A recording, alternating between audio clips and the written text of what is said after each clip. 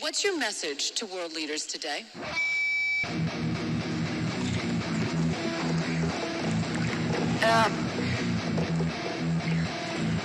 My message is that we'll be watching you.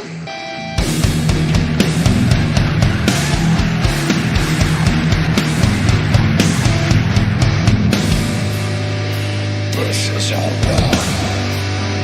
I shouldn't be up here. I should be back in school on the other side of the ocean. Yet, you all can flush young people for hope. How dare you? You have stolen my dreams, my childhood, with your empty words, and yet, I'm one of the lucky ones. People are suffering. People are dying. Entire ecosystems are collapsing. We are the beginning of a mass extinction. All we talk about is your money and fairy tales of eternal economic growth. How dare you?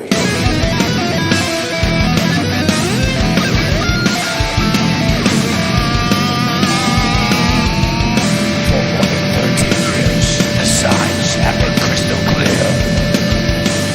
How dare you? I come here saying that you're doing enough with politics and legislation that don't continue in sight. You think you hear us, that you understand the urgency. No matter how sad and angry I am, I do not want to believe that. Because if you really understood the situation and still kept on failing to act, then you would be evil.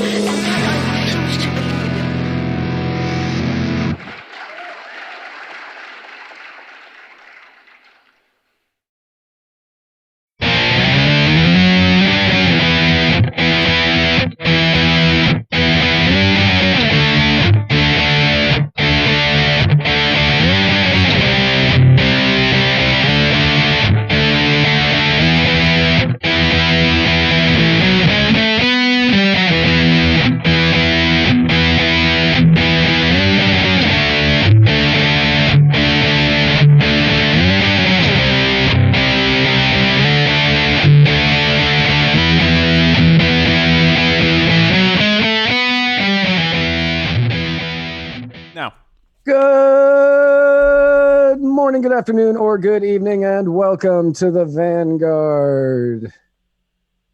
With me, as always, I forgot the fucking intro.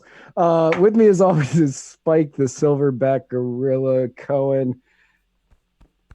Hey, everybody. That's Matt Wright. And together we're Conversing Body Waters of Freedom. Hey, everybody. Man, that intro, what in the shit? I liked it. I like Silverback Gorilla, and I like you being flustered. So I'm good with all of that. I had everything planned out, and then that started, and I was like, what is this? Greta Metalberg? Greta Metalberg. Metalberg. Man, if you need to make that girl any less appealing to me, you did it.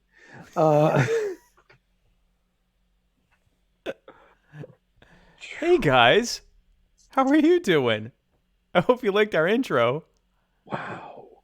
And if you didn't catch it, we might play it about halfway through. That'll be our new plug.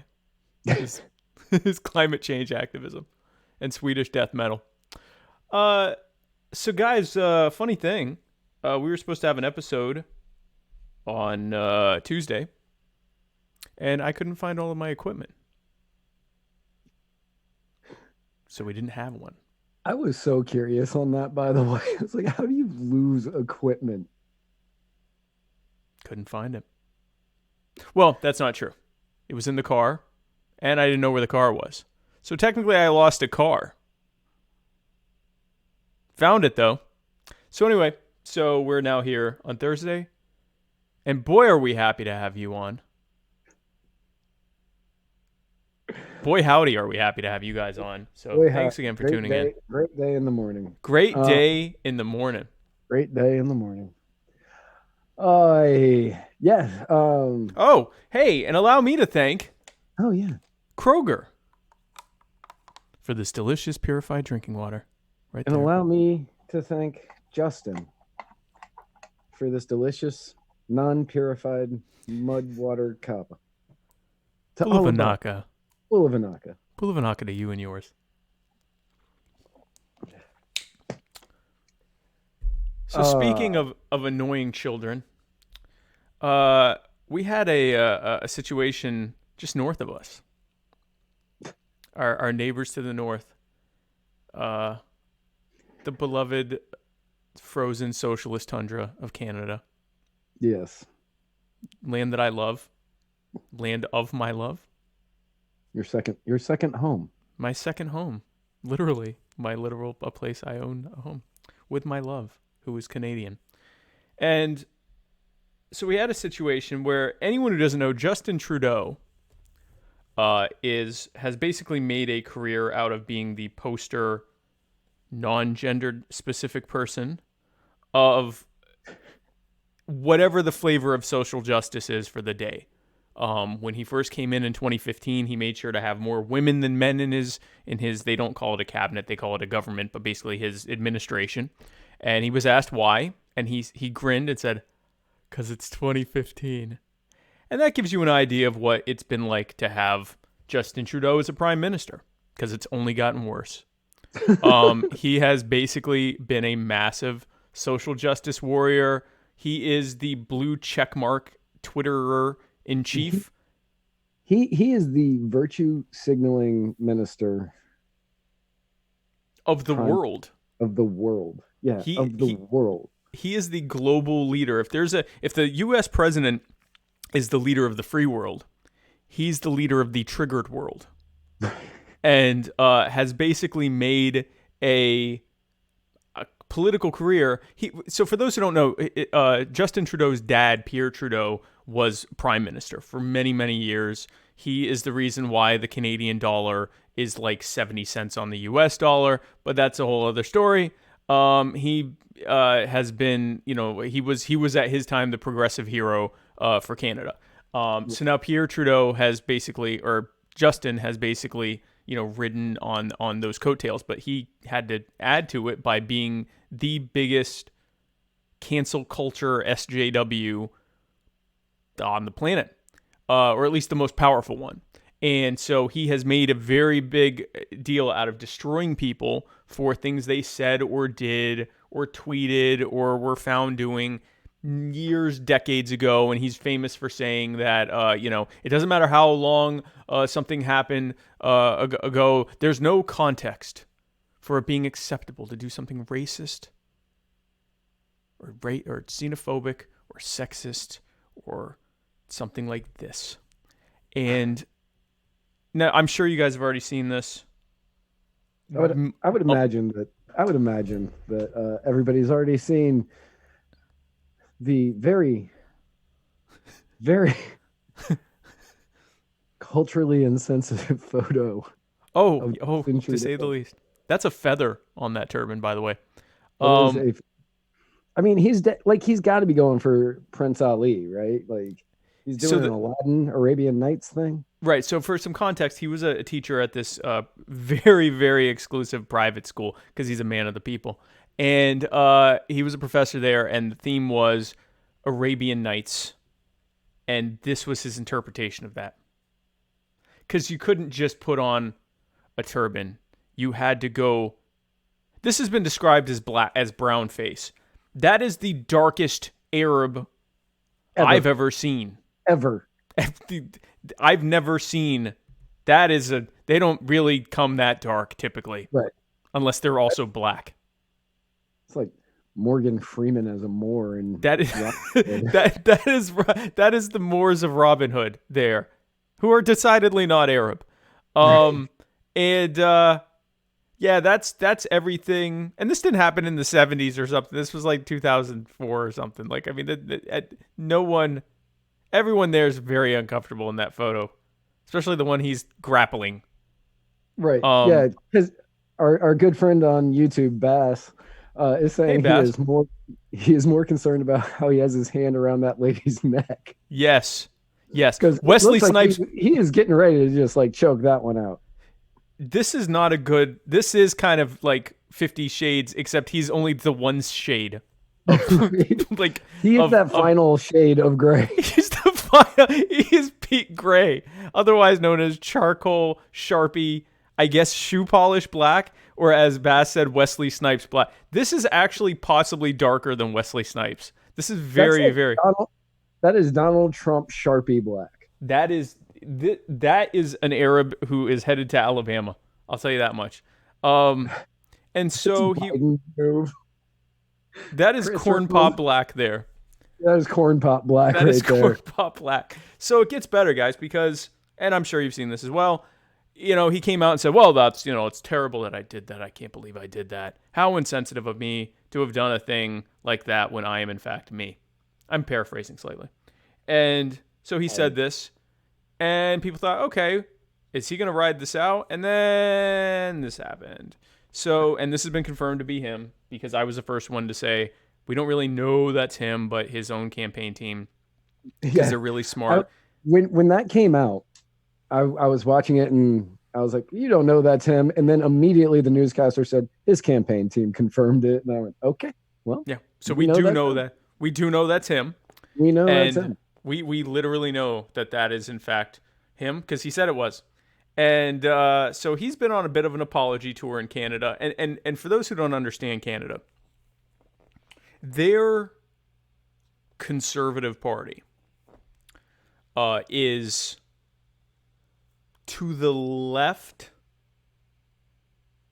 of the Democratic Party on things like healthcare, the U.S. Democratic Party on things like healthcare and some social issues and things like that. And they're maybe to the right of that. They're basically at the same level as the Democratic Party. That is Canada's political right, is our equivalent of the Democratic Party. And then their equivalent of something to the left of the Democratic Party is the Liberal Party that Justin Trudeau is the head of and also Prime Minister of Canada. They're considered the centrist party or center-left party. Right. There are then other parties that have some decent sizes in both the federal parliament, their legislature, and the provincial, their version of state parliaments, which are the Green Party and the New Democratic Party, which are like our Green Party, except they actually have seats.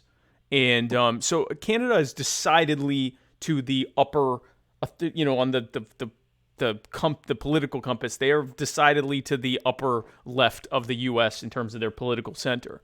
And it's in this context that they are seeing this one and this one. And so he's tried to come out ahead of it. At this point, he's just really pivoted a lot and just shifting. He's pretty much just started talking about guns and the need to restrict gun violence, which is funny because I don't think anyone has actually been killed by a gun in Canada this year. And so it's just a really weird look for him. Did you see the press conference that he was doing on the guns? I saw it long enough to comment. It was one of the most popular comments on that post. I said, finally, Canada has a strong person of color leading them. And that was... So I have a buddy that you can technically call him an international arms dealer, but they bring in guns from other countries and sell them here. Oh. But they were very interested in that announcement, so they were watching it, and he sent me the link to it, so I started watching it, and he goes, "This is really funny to watch about this time." So I started watching, and gets to the end where he's like, "Yeah, we're about to get rid of all of the guns, and we're really sorry to all the people," whatever. And then as soon as the press conference was over, everybody started asking him about the blackface. He goes, "Well, that doesn't have anything to do with what's going on here today, And but yeah, we want to know about the 3 cases of blackface: the one when you were in high school, the one where we don't know how old you are, and the one when you were 29. Right. Yeah, and he's like, that's not the subject now. The subject is the very, very low gun murder rate. Right. That can and by the way, Canada's gun murder rate is low because Canada's murder rate is low. It's not a function of gun control. It's a function of the fact that Canadians say they're sorry to each other for talking. Just talking. Not even, Right. I mean, it's just an incredibly, almost terminally polite society. Yeah. Oh, And- I'm sorry. I'm sorry about that. Like, people will literally walk up and go, sorry, and then start talking. And I'm like, why are you sorry? Like, you've done nothing wrong, friend. And if you say that, they'll go, oh, sorry. And like, it's like, I mean, this is a very, Sorry. like, I'm so so we have, sorry. so I, Oh, didn't mean to bother you there, eh? oh, sorry. And they'll come in. And so, like, when I'm at the store, I find that I have to myself kind of do this, because if you just kind of walk through and even just say, excuse me, they're like, he didn't apologize for existing near me. And they think like it's very, like, it's a very, they're just an oddly, I think they're very cold. And I think that makes you, kind of question like what's going on. I don't know. I have no theory, but socially they're an incredibly, and I say this in a good way, an incredibly, I guess, meek people, a very kind of calm and live and let live type of people. All that to say, he's riding, this new gun control thing, which, according to the comments anyway, in any of his social media posts, is wildly unpopular because they already have gun control. So we're going to control it even more. Yeah. Basically, like, no hunting, pretty much. So anyway, so that's the interesting thing is that the polling, he has gone down in the polling, but he's still the favorite. His party is still the favorite to get the most seats. Even if they don't end up with a majority, they're still the favorite to get the most seats because of where their support is in the Greater Toronto area of Ontario and in the Greater Montreal area of Quebec, which is where most Canadians live. So he'll probably still be prime minister unless more of these come out, which would be hilarious. Well, then he said that he couldn't guarantee there weren't. He said he doesn't know how many there might be out there. That was my favorite part. Is, well, there might be more. Like a lot more, yeah. He's You which don't know indicates how to, many times you did this. this indicates to me that this was like his shtick. Like, he did this. This was, I'm like, hi, I'm Justin, who likes to dress up in shoe polish. This is like, this isn't someone like, so people tried to compare it to Robert Downey Jr. in Tropic Thunder, where he played an Australian character who was playing a black character. Right. He was made to look like an actual, like, his skin texture, his skin tone was that of like a believable skin tone for a black gentleman. This is like, I believe, shoe polish. That is definitely shoe polish. And this, which is supposed to be an Arab, which the woman he's trying to strangle there in the middle, she could potentially be Arabic. She might, I have no idea who she is or what her her ethnicity is, but that is a believable skin color for an Arab. So he could have literally just worn the getup, maybe even without the feather, and been a believable. No one would have said, "Oh, you're not staying true to character, Justin." Look, the Asian didn't feel any need to change anything. She's just wearing a little, I guess, a hijab or a veil there. She didn't feel any need to like black it up. And the two white women that are in that photo didn't do anything. It doesn't look like they dressed up at all. No, that is the typical Canadian response to an ethnic dress themed party. Would be showing up like that and going, "Oh, I'm just happy to be here. I'm just glad you invited me." But Justin went all out for the students. Justin, you got to give him that. I won't give him that because the outfit I'll give him. That he went all out on the outfit. There was zero need for him to go blue-black for this event. This was not. I can only posit that he's never met an Arab. He was in Canada at the time. Except Canada is a massive. Actually, I was about to go. Wait, no, that's not right at all. That's the thing. Like, so the areas, so Canada's like 92% white or something like that. But the metro areas, like where I am, I'm the only white person in our neighborhood. It is a very Our area is a very what they call brown neighborhood. A lot of Indians, a lot of Bangladeshis, a lot of Pakistanis. There's also a lot of West Indians, people, Caribbean people, most of them whom are black. There's a bunch of Asians. I'm the white guy. Just me, and I'm Jewish. So according to a lot of white nationalists, I'm not even the white guy. So that's not uncommon. So I have to think he'd met an Arab before this here, and I'd have to think he met an African person of African descent for this one right here. So that was a lot of fun, and I think that's pretty much all that can be said about it. Speaking of brown people who are lovable, Tulsi Gabbard. Matt, tell us about Tulsi. How about Tulsi, Matt? Tulsi Gabbard becomes the 12th Democratic candidate to qualify for the next debate. Tulsi. They're good. I think how many were on the last stage? We don't know because we weren't allowed to live stream it. God, I think 10. I think it was 10. I think it was 10. Okay, so we got two more. We got two more on this time than last time. Andrew Yang recently has taken over Mayor Petey in the polls. Wow. Elizabeth Warren now appears to be the front runner. Marianne Williamson, dear Marianne, the Ord mother. Mm-hmm. What is she going to do, Spike? Oh, Marianne is sadly not going to be there live to fight the dark psychic force of collectivized hatred. That's right. She won't be. But she's still trying to fight the dark psychic forces of collectivized hatred. Nice. So Marianne just needs to get 2% or higher in at least 3 more qualifying polls because you need 4. Right. So not looking like Marianne's going to make that next cut by October 15th. And we are happy to announce that we will be live streaming this debate on exclusively on float.app. Exclusively so that we don't get blocked from streaming on the internet. Right, so we don't get killed on the internet. We will be on the one platform, and then we will that doesn't care about. And we will share because we can upload it afterwards. We can upload it places afterwards. That's legal. I've looked into that. Okay. Yeah, we just can't live stream it. So as long as we record it in the background and then record, I don't like the look you're giving me right now. Okay. If you say so. That is 100% legal. I've looked into that as it can't be live.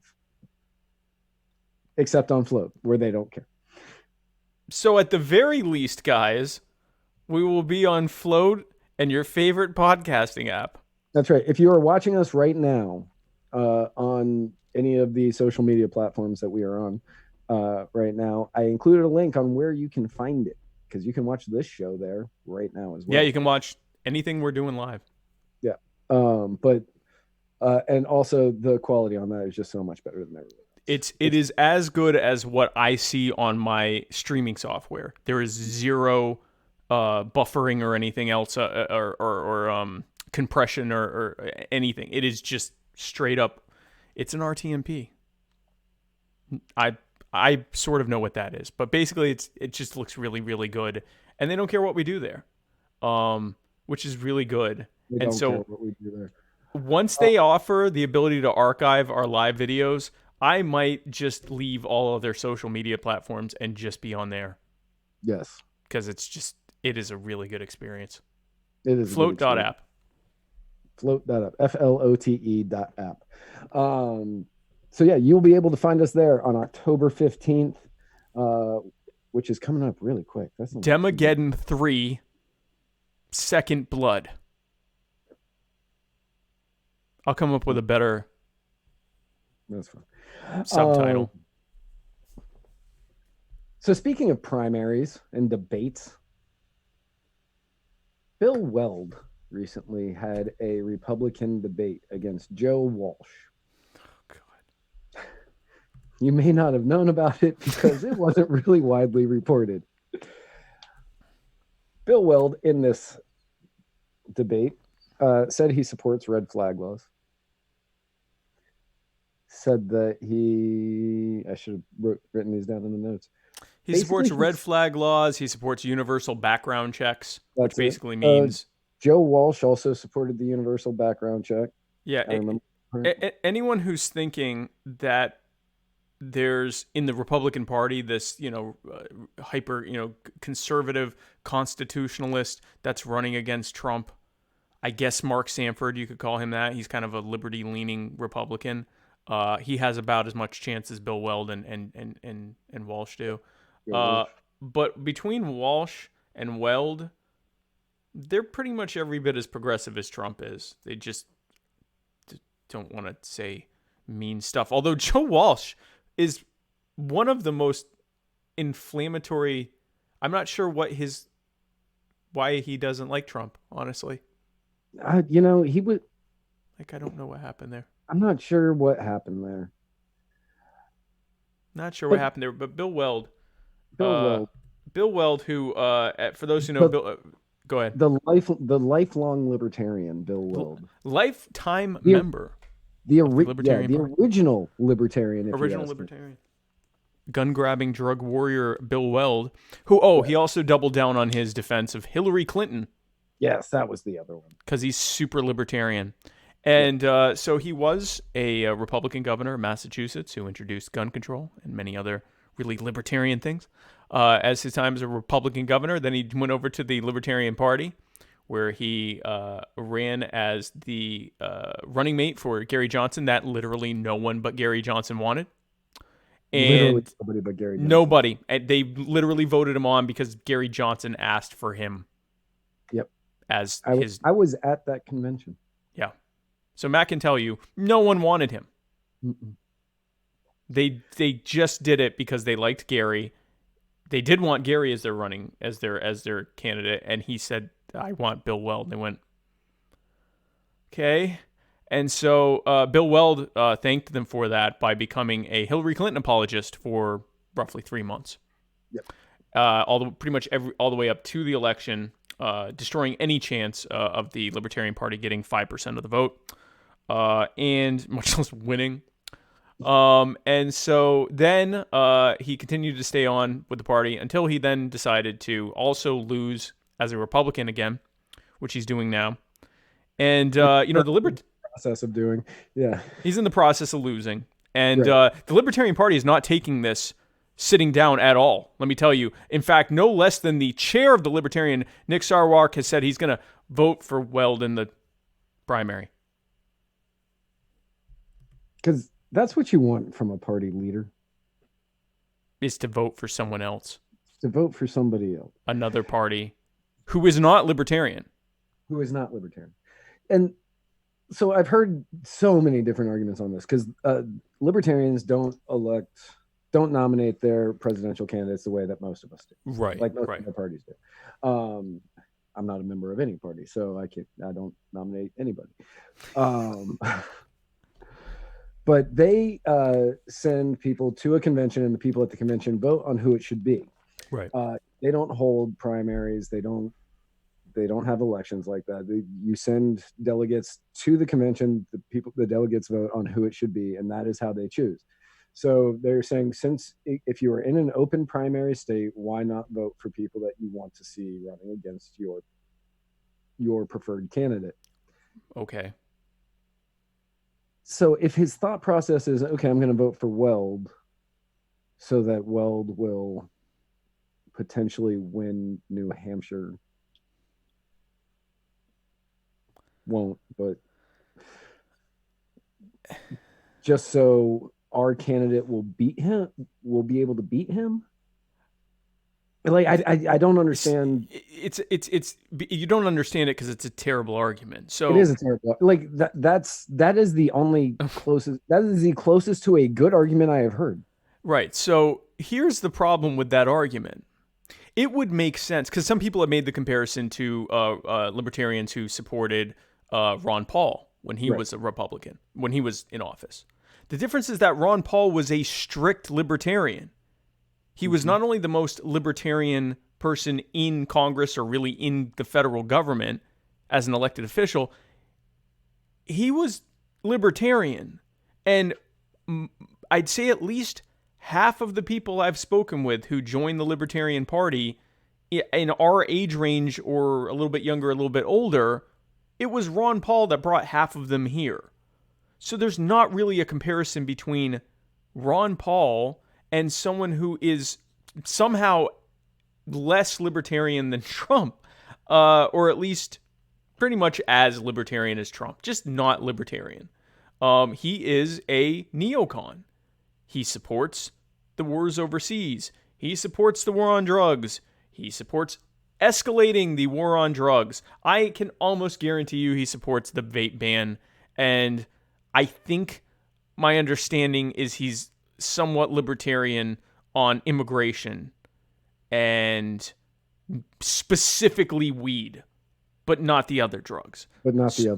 So if we were talking, if there were a liberty candidate on the Republican Party who also has no chance of winning, but is at least spreading, let's say Rand Paul broke off and said, I'm a libertarian again after the last couple of years of bullshit, but I'm now a libertarian again, guys. Rest assured, I'm totally not going to do what I did 4 years ago. And so or 3 years ago.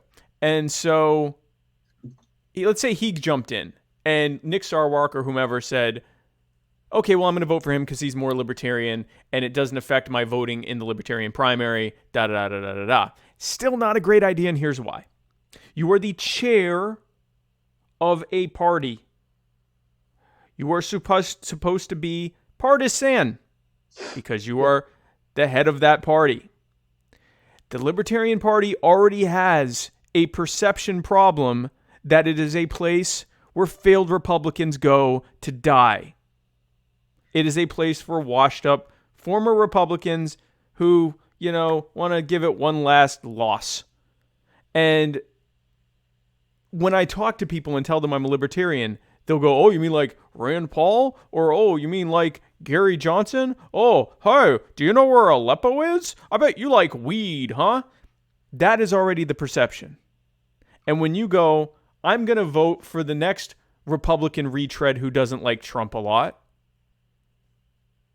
and I'm the head of the party, that gives a pretty big signal to people who are interested in finding out more about the Libertarian Party that even its own chair is really kind of just more interested. The perception is that he's more interested in what the Republicans are doing, right? Which would make me wonder why I give a crap what they're doing.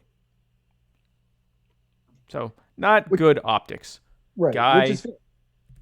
Awful optics, but Nick Sarwark is awful at optics. He can run a meeting, though, Matt. Man, no, he can't. He can literally show up. And he is. I dislike Nick Sarwark. Go off, Matt. This is our show. Go off.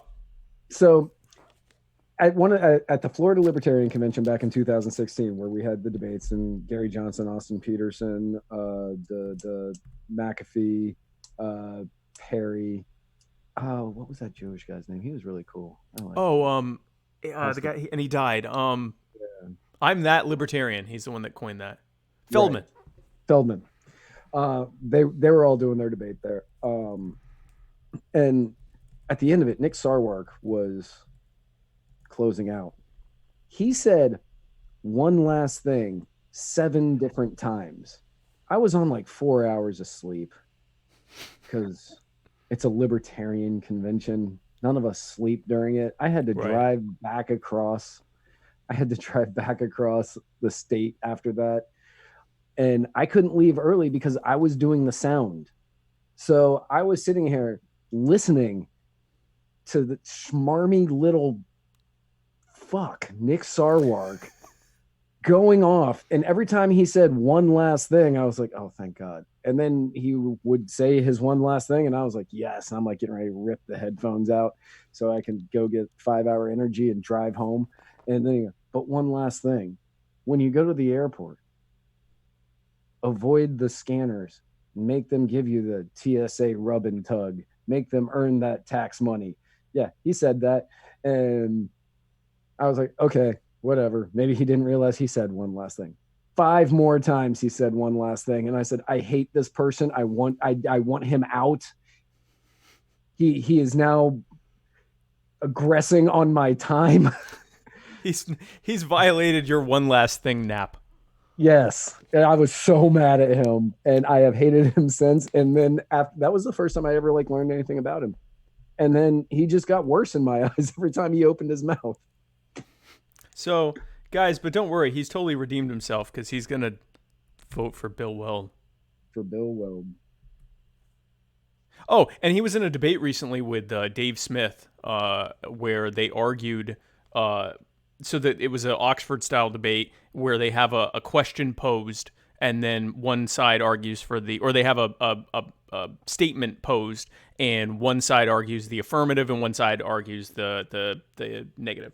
And so the statement was the Libertarian Party should no longer run candidates such as candidates like Gary Johnson and Bill Weld. And Dave Smith argued for the affirmative of that the Libertarian Party should definitely not do that anymore. And Sarwark argued the negative, that they absolutely should definitely do that again. And in that debate, Nick Sarwark said, among other things, that he'd also support Dick Cheney running as a Libertarian. Yep. He said that the endless wars do not affect us here at home. Yep. They just don't, somehow. And magic war... just a magic war. Doesn't affect us. And he argued that we needed to take baby steps, which apparently includes voting for the worst Republicans we can find. As long as they dislike Trump, basically. And right. So Justin Amash. Which Justin Amash is... I like Justin Amash. Yeah, I'm not... Justin. If I had to pick a congressperson to say that, I agree with him more than most others, congresspeople, that would be Justin Amash. And he often is principled and correct when it comes to that kind of stuff. Right. I don't agree with him. I also don't see him really as a libertarian as much as a strict constitutionalist, which is a completely different thing. But regardless, Justin Amash is not Bill Weld. And he's also not a libertarian. That's how bad it is. You've got your actual libertarians. Then you've got your Justin Amash, who he's got some liberty stuff. And then you have Bill Weld, who we might as well nominate Hillary Clinton or Trump. Right. Or almost anybody else that has run over Alexandria Ocasio-Cortez. What the hell? Why not? She didn't like Trump. So that happened. AOC fails that in the Democratic Party. Like, people get sick of her. She ends up losing. Right? She ends up losing to a Republican. She needs to rebuild herself. She joins the Libertarian Party of New York. Nick Sarwark creams himself. And he's like, oh my God, we have AOC. Let's just push her everywhere. And then now he's just saying, you have to support this woman who wants the Green New Deal. Baby steps, Matt. It's baby steps. You have to take baby steps. We're going to get the one thing that's going to make God, he's a moron. Baby step one. I'm not a member of the Libertarian Party anymore. I left a few years ago. But if you are a member of the Libertarian Party, Joshy Bear Smith is running for chair. Vote for him. Bear down on Joshy Bear. Bear down on Joshy Bear. 2020. Bear. So we like Joshy Bear here. We're good friends. We're Bear Bears. We're bear heads over here. But I was like, I don't think we're Bear Bears. The bear who cares. Joshy Bear Smith. Joshy Bear, the bear who cares. The bear who cares. So speaking of a country Bill Weld probably wants to bomb. I don't know. Sure. Oh, one other thing about this Sarwark thing. So Sarwark presents a false dilemma that you have to choose one or the other. You either have to pick some libertarian who might win a million.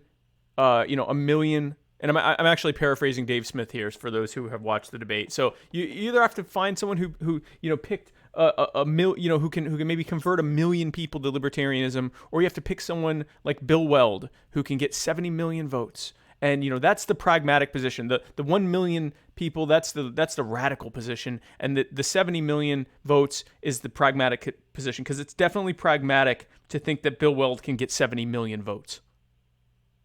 That is absolute pragmatism and being very realistic. as Right. well. You're never going to get 70 million anythings unless you actually convert people to what you believe. And if And what you're you not gonna do believe, that with a Bill Weld.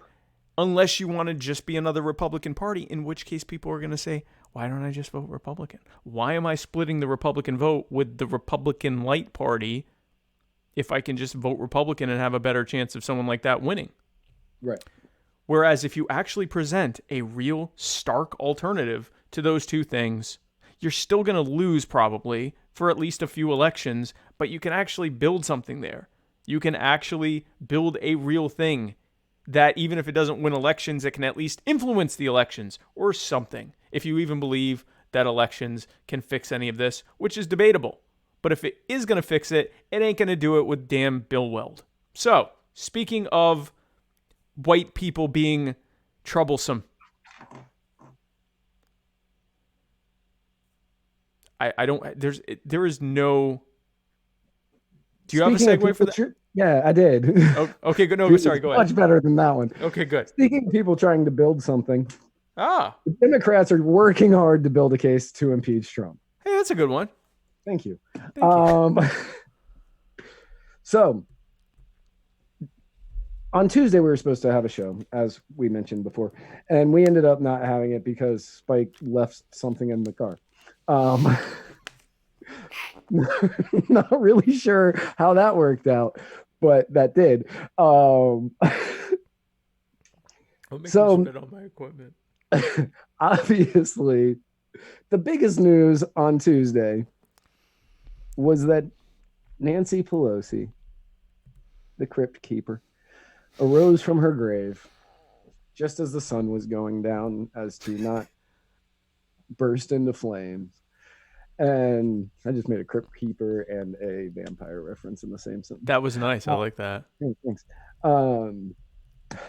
To announce that the Democratic Party is opening a impeachment inquiry into Donald Trump.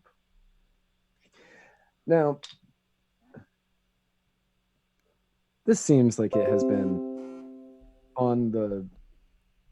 this seems as though it has been on the docket for quite some time, and they've been just continually looking for a reason to do it.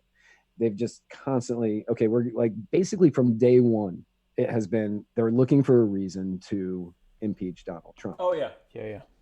From day one. Day one. At Peter Strzok, Peter Strzok, whose name looks like it was written by somebody having one, and I'm having a Striznog.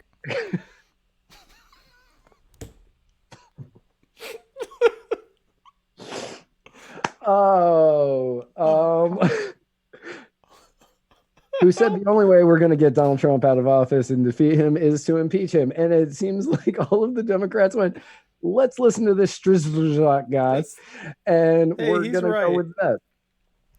You had the Russia investigation that didn't go anywhere. That turned out to be a huge nothing burger. Yeah.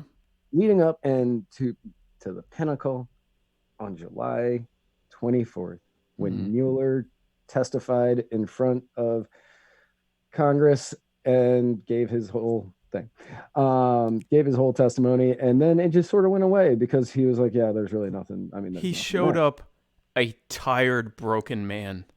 He did. Who just, it was like, why am I here? I already told you everything that I had to tell you. I said that he, what was it? There was only a question as to whether or not he was potentially liable for obstruction, and I leave that up to the Attorney General to decide that. And the Attorney General said it wasn't, and that's really the end of it. So if you're going to do an impeachment, then do it, and if you're not, then don't, because we're not going to arrest him. Right. Basically. And that was July 24th. Correct. And Donald Trump felt he was in the clear. Everything was going to be fine. Right. Then came July 25th, where Donald Trump made a phone call he made a phone call to the. No one can read this. I'm taking this down. No one can read what this is. No one can read that. Look at it. This happened. Damn it, this happened. When you asked me for him, I was like, why? Like, I was just going to read segments, but okay, whatever. Put it up there. I With just a journal of record. Here you go. Right. Go ahead. So on July 25th, thinking he's invincible, he calls the president of Ukraine to congratulate him on his party's winning of their parliamentary system. And in this phone call, so before that phone call, we have to go back just a little bit. Before that phone call, Donald Trump withheld $400 million in military aid to Ukraine for a week. He withheld it for a week, waiting until after the phone call. Originally, he stated that it was because he feared bureaucratic corruption within Ukraine's government. More recently, he has shifted that, saying it was because there wasn't similar financial contributions by other Western powers like Germany, which he does bring up in the phone call. Now, a week. What he says in the phone call is, hang on, I should have highlighted. Where does he talk about? It's right here. Yeah, it's right there. It's right there. He talks about Angela Merkel and saying how they aren't actually doing anything. Angela Merkel isn't doing anything with it, but we're here to help you. And then he says, I know that you know that we've been going through a lot here. I know you know that we've been going through a lot here, and we'd like your help. Assumably, he is talking, and all of this is allegedly. This is all being inferred, right? This is what people are saying he is saying here. We really don't know. Okay. But it is alleged, it is being alleged that he is saying, because of all the stuff that's been going on with Russia, the country's been going through a lot. So we need your help. Now, quick flashback to, I don't know, 2000, we'll say 15-ish. Joe Biden, who at the time was the front runner for the Dems, now it seems to be Elizabeth Warren. You know, it's kind of going back and forth. Right. Joe Biden was the vice president. He called up Ukraine and demanded that they ended an investigation into the natural gas company that was paying his son $50,000 a month. The natural gas company was being investigated by the Ukrainian government, and he called him up. He goes, "Hey, stop that!" Except, you know, in his southern charm, which is weird for a guy from Delaware. Right, in his weird southern Delaware corn pop accent. Yes. Right, and they said, "Okay, fine, we're not going to do it." Later, Joe Biden bragged about bribing them, which I actually saw that video shortly before we went on the air, and I didn't have time to upload it. Okay. But would have been great. That would have been awesome. Yeah, that would have been great. But yeah, so he bragged about bribery, talking about Ukraine, and that's what people think that was in reference to. Now, a lot of this is just stuff that's being inferred. Right. So Trump says, I need a favor from you. You're surrounding yourself with smart people. If you could do something for us, that would be great. And the president of Zimbabwe, President Zelensky, who I believe is the youngest person ever elected as a world leader, I believe. He's also a comedian. Yes. So he got his start. I just need to give this aside because this is like what would be in a movie. It was like that movie with Robin Williams where he was running for president and he was actually a comedian. So this guy Zelensky is a very like well-known comedic actor in the Ukraine, and he did a show which in the show he was a comedian who ran for president and won, and how ridiculous that was. It was either a show or a movie. I think it was a show. And he was so popular. With and Robin the Ukrainian... Williams? What's that? With Robin Williams? Yeah, it was with Robin... I think it was Robin Williams. Robin Williams and Louis Black. It was called Man of the Year. Okay. And he ended up winning because of voter fraud that messed up. It was a computer program that was supposed to go... Like, it was supposed to automatically... Spoiler. It was supposed to automatically... send in If you haven't seen this movie, If you haven't seen Man of the Year, spoiler alert. spoiler alert for the people out there, many of you who haven't seen this movie. There was a computer bug that was put in, like a program that was put into the voting system so that people would vote for a certain amount of votes would automatically switch to the first person alphabetically. But when he came in, his name was, I think, Abramson with 2 A's, and then the next person was like A Adams or something like that. So he ended up getting the votes and he ended up winning. And then because funny. he was the stand-up comedian. Okay. Right. Since he was the stand-up guy, he, backed down. And he resigned. So in this show, he was Zelensky was running for president as a joke and won. And because, Ukrainian politics was so corrupt. I'm having a glasses issue, by the way, guys. I'm noticing. So just bear with me. Don't mind me. So it was so popular, the show, and they were so fed up with their main two parties that they went and voted for this guy. So now he's the president of the country. Right. And so he's the president of the country. His party now is in charge of all of the government. In charge of the Ukrainian government, his party, and Donald Trump's like, you're surrounding yourself with very smart people. And, because you hear that a lot for comedians. They're well known for surrounding themselves with smart people. Right, exactly. So he calls them up to make sure that they don't have any corruption going on in that government before he gives them $400 million in military aid. Right. And he says, the former ambassador for the United States, the woman was bad news, and the people she was dealing with in the Ukraine were bad news. So I just wanted to let you know that. The other thing, there's a lot of talk about Biden's son, that Biden stopped the prosecution, and a lot of people want to find out about that. So whatever you can do with the attorney general would be great. Biden went around bragging that he stopped the prosecution. So if you can look into it, it sounds horrible to me. Now, nowhere in there does he say, I'm not going to give you the money. Right. Is it inferred? Is it implied? Possibly. It really depends on whether or not you want to infer that from this conversation. The President Zelensky, the stand-up, the comedian. Yes. He said, yeah, no, absolutely. Wanted to tell you about the prosecutor. I can't do a Ukrainian accent, so I'm not even going to attempt that. He said, I want to tell you about that, but yeah, absolutely. I can look into that. And then the president says, well, I'm going to have Mr. Giuliani and the Attorney General, William Barr, contact you.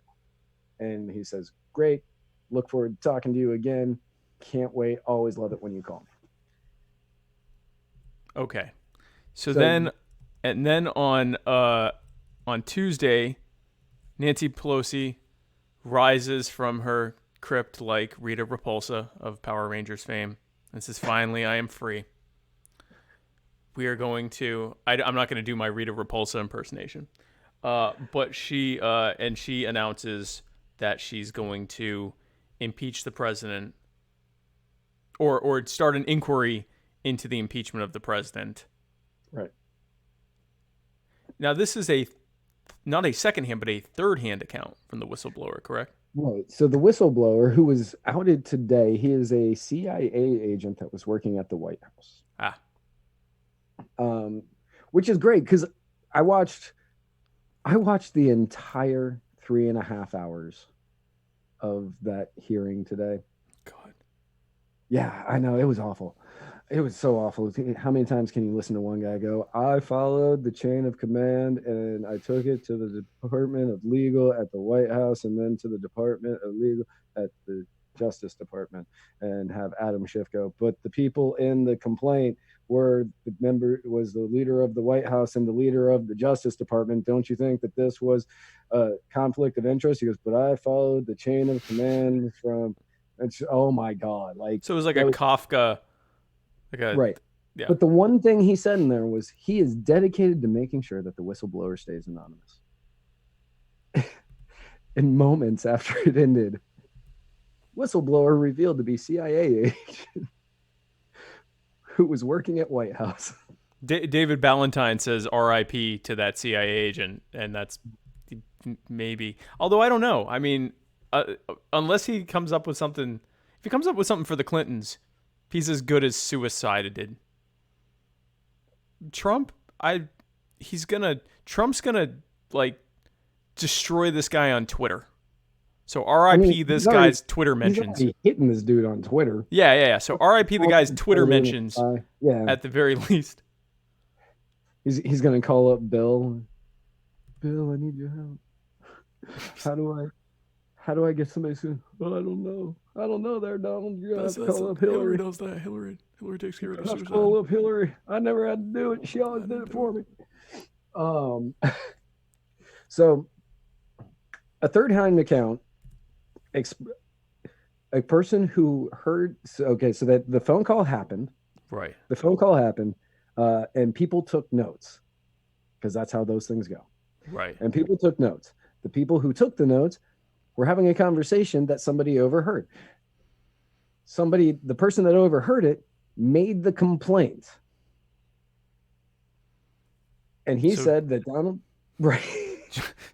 Trump said something to someone which Giuliani then said to someone that took notes, who then was overheard by this person who's telling us. Right. So it's like a game of telephone. Exactly. And they say that in the call, Trump pressured the Ukrainian president 3 times to open an investigation on Biden, or else he wasn't going to get the money. Now, I read the transcript of the call, which isn't really a transcript. It's more of an account. It's more of really an account of the phone call, the best that the note takers had taken it. Right. Because allegedly the transcript had been moved from the normal computer to a super secret spy computer, is the best way to put that. And they moved it over there so nobody would be able to hear that phone call because maybe, possibly, allegedly, it violates a bunch of laws. Which it might, yeah. Right. So the people turned over the transcript, or the notes of the transcript, and the transcript doesn't. I read it and I was like, okay, this is not as damning as they are saying it is in the news. Right. It's not like you're going to do this or you're not going to get this money. Like it's never stated as obviously as that. Right. It's kind of an implied quid pro quo-ish type. Well, yeah, I mean, we want to give you the money, but hey, by the way. Right. Totally unrelated. We'd really like if you look into this and talk to my personal attorney, Rudy Giuliani. By the way, the chutzpah of picking Rudy Giuliani as your attorney. Because Michael Cohen worked out beautifully. Right. That worked out just mwah. So clearly the next option is Rudy Giuliani, who cannot help but incriminate himself on a regular basis in front of on international television. That is definitely who I would want as my attorney. Yes. Rudy Giuliani. America's mayor. Yeah, true. The mayor of America. You know, America's lawyer. That's not true. Chris Reynolds, personal injury attorney Chris Reynolds, attorney at law, is actually America's lawyer. Big shout out to Chris Reynolds for explaining Yes. so much stuff to me over the last 3 days. If any show was brought to you by personal injury attorney Chris Reynolds, attorney at law, this guy right here, this is definitely the Chris Reynolds, the muddied Chris of Reynolds. Later on, we're going to be referring to the Muddied Waters Media legal team, and that would be Chris Reynolds. That would literally just be Chris Reynolds. That's right. So Chris Reynolds was talking to me about whether or not this is a quid pro quo, which is now something that so many people have in their lexicon. Because it's been in the news a lot. Because now everyone's it's a quid pro quo. What's that mean? people apparently did not watch Silence of the Lambs because that's where I learned it when I was like 13 years old, and my parents said, "Don't watch that." And so he explained it to me as in, okay, let's say that Chris Reynolds, am renting you your house, and I'm renting you your house, but I'm paying all of your bills, and I am buying many copies of the books that you write that no one reads. Direct quote from Chris Reynolds. Ooh. Yeah, I know. And My God. yeah, it stung. It stung a little bit, but I was in the middle of a consult. So I'm going to let that go because I need to finish this consult. And he said, he's like, and I buy a lot of the books that many people that nobody reads. And, I'm kind of supporting you in many different ways, blah, blah, blah. Right. All I need you to do is John Sterner is giving me a hard time. I just need you to take care of that.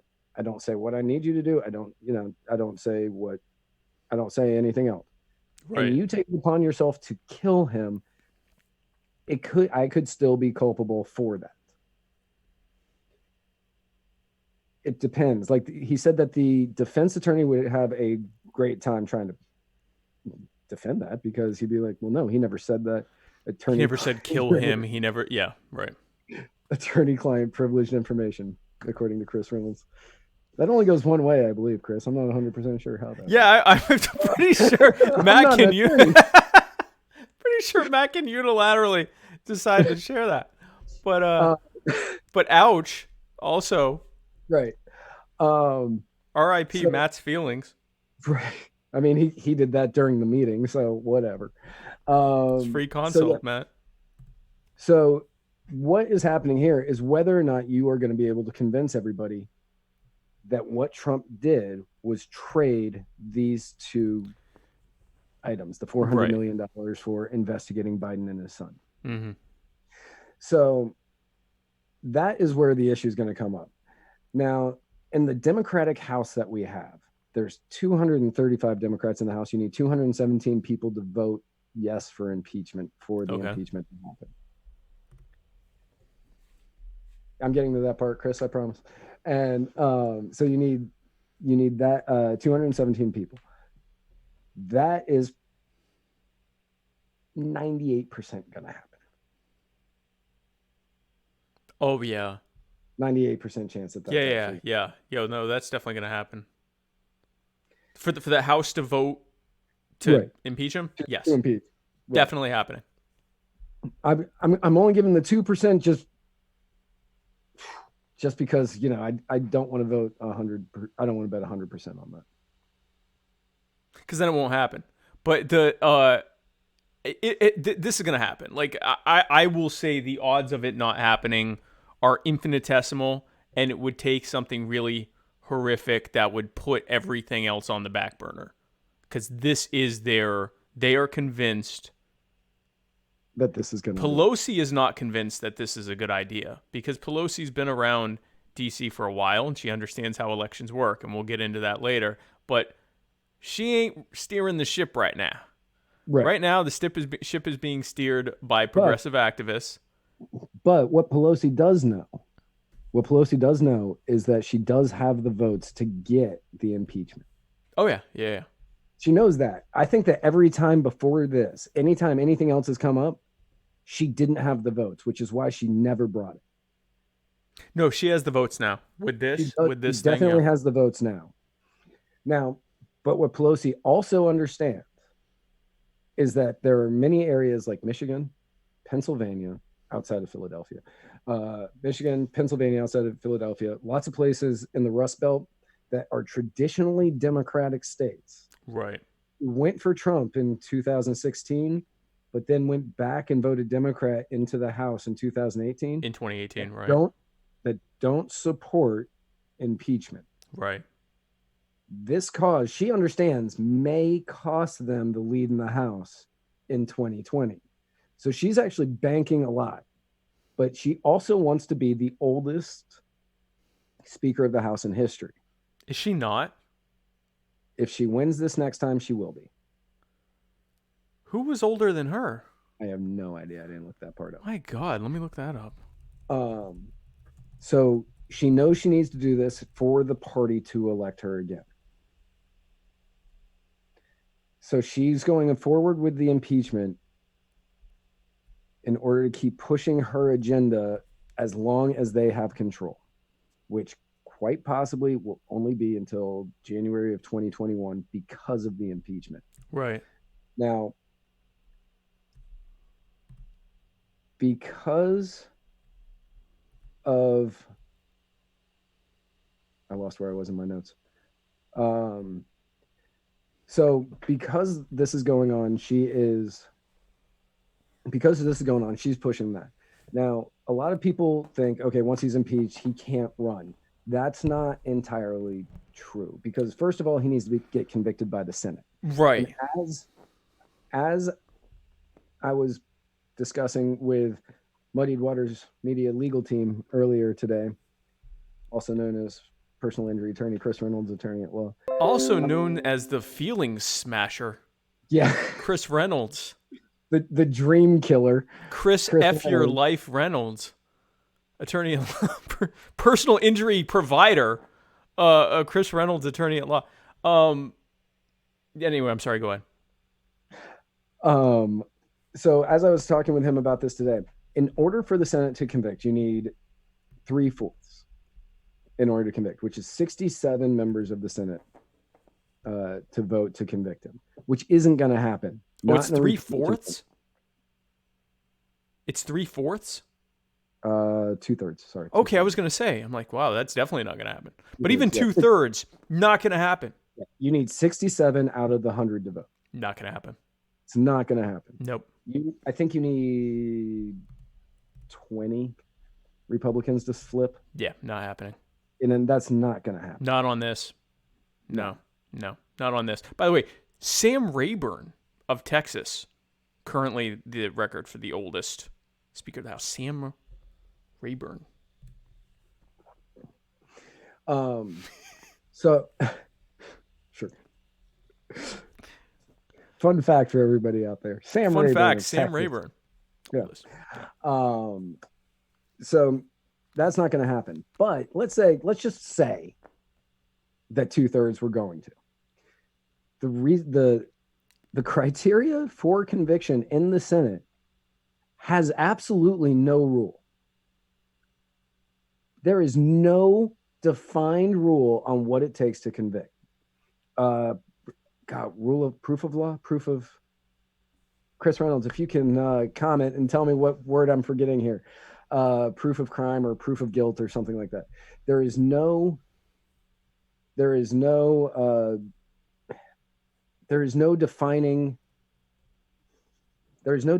on what it needs to be for them to convict.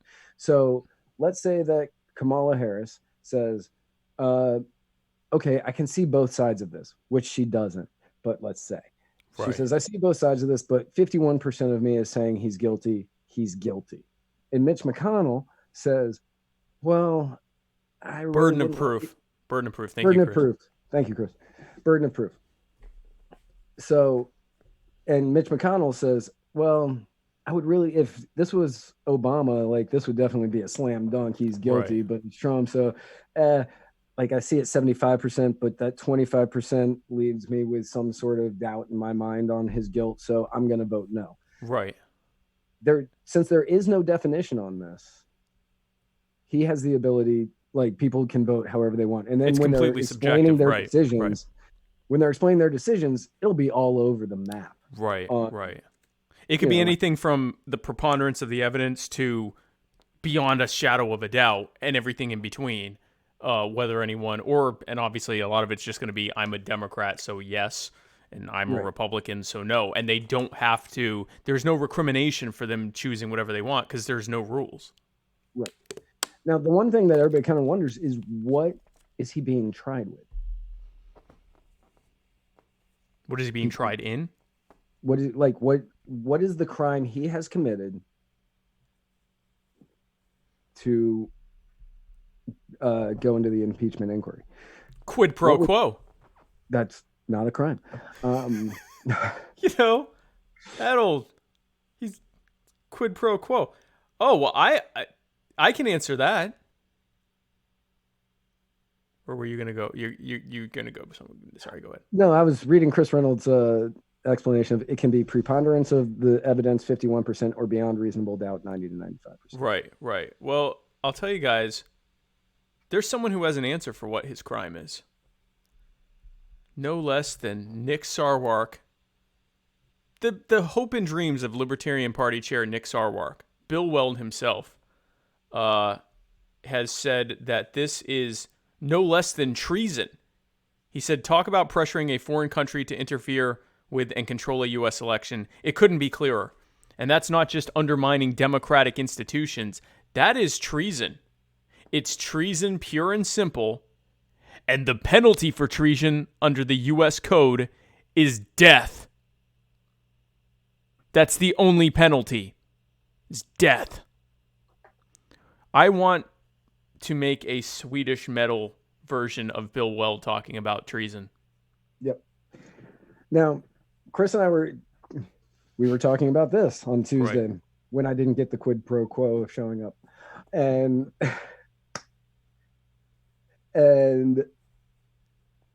so he says that the issue is not that they colluded together, but that they potentially conspired to commit treason, bribery, or other high crimes and misdemeanors. So it's conspiracy. So conspiracy to commit treason. Now, according to Chris Reynolds, the official Muddied Waters Media legal team, conspiring to commit a crime is just as bad as committing the actual crime. So if you and I are having a conversation here, live stream, right, and we talk about, okay, we're going to rob this bank on this date doing this, right, but we never meet up to do it, we are just as guilty if we did it. Really? Yes. We couldn't say, Your Honor, that was performance art? I mean, I guess we could. I mean, probably. But, we could say that. How did that go? Like Chris Reynolds, we might get off. Your Honor.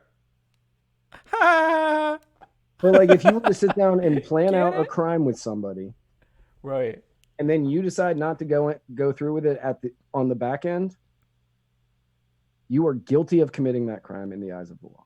Wow. So I'm going to keep my mouth shut. I did not ask Chris this question at all, but I think that this is a lot like, so you and I plan a crime together, I back out, you follow through with it, I am guilty of you committing that crime. Oh. Even though I had nothing to do with it. Well, I'm not talking to anyone anymore. Right. No, absolutely not. Hey, you want to know? Okay, so Chris says you have to take a step to do it. Okay, so all right. So, like, if we say, okay, we're going to rob this bank using these guns, and then we went out and we purchased those guns. The guns, that would be a decided movement towards that. Right. Or like started casing the bank, but we didn't actually do it. By the way, we're not actually talking about doing this. Because I'd never do that. Definitely not to the PNC in Myrtle Beach. Definitely not. And I didn't even know that there were banks in Myrtle Beach. Not really into banks. So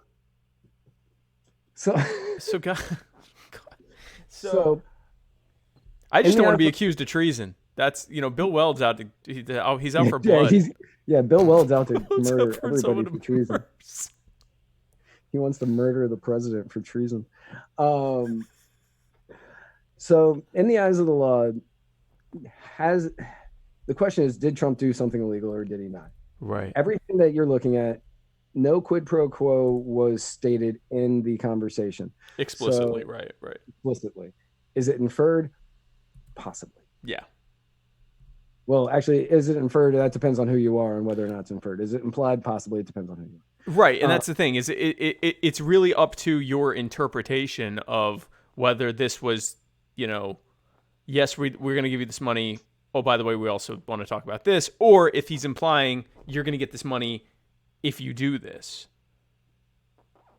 Here's the thing. An argument in favor of Trump's position is that they still gave them the money without any other thing happening. That we know of. and that's the thing. So it's really like, The investigation may be going underway. and that's the thing. So it would really, there's like a lot of guys.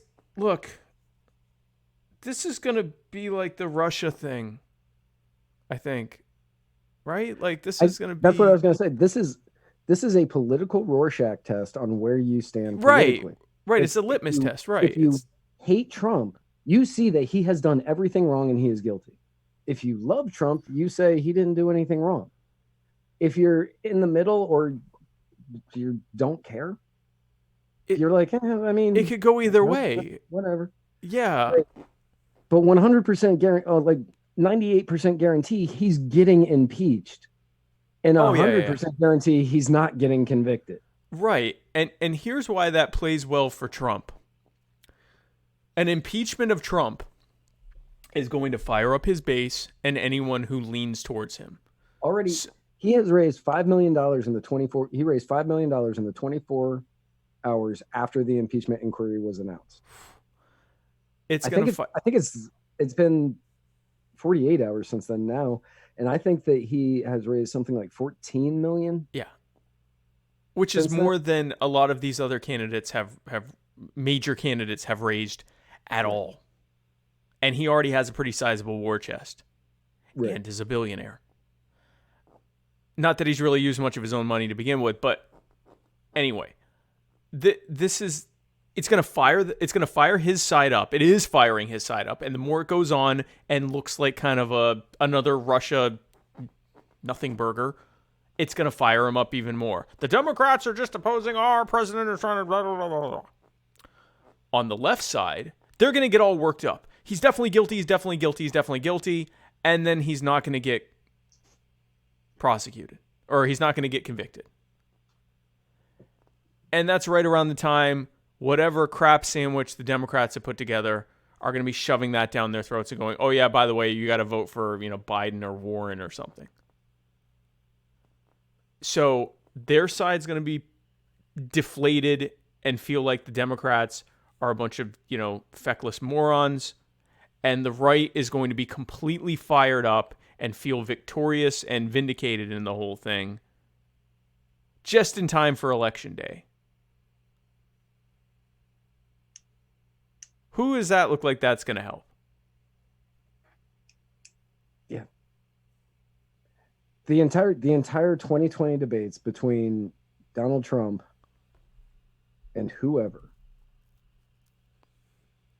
is going to be, you were impeached. Yeah, I wasn't convicted. You were impeached. Yeah, I wasn't convicted. You were impeached. Yeah, I wasn't convicted. You were impeached. Yeah, you got them to stop investigating your son, and I wasn't convicted. You were impeached. Yeah, you pretended to be Native American in order to get jobs. Right?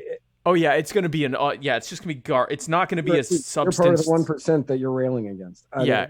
It's not going to be a substantial debate at all. It's going to be, bromides thrown against each other constantly. And the word quid pro quo, completely, Latin will again become a dead language. It will be re-killed by the ad nauseum, there's another one, abuse of quid pro quo. It will be ad hominem.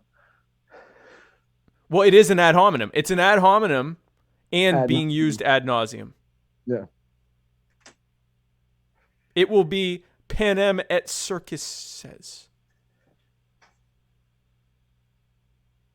So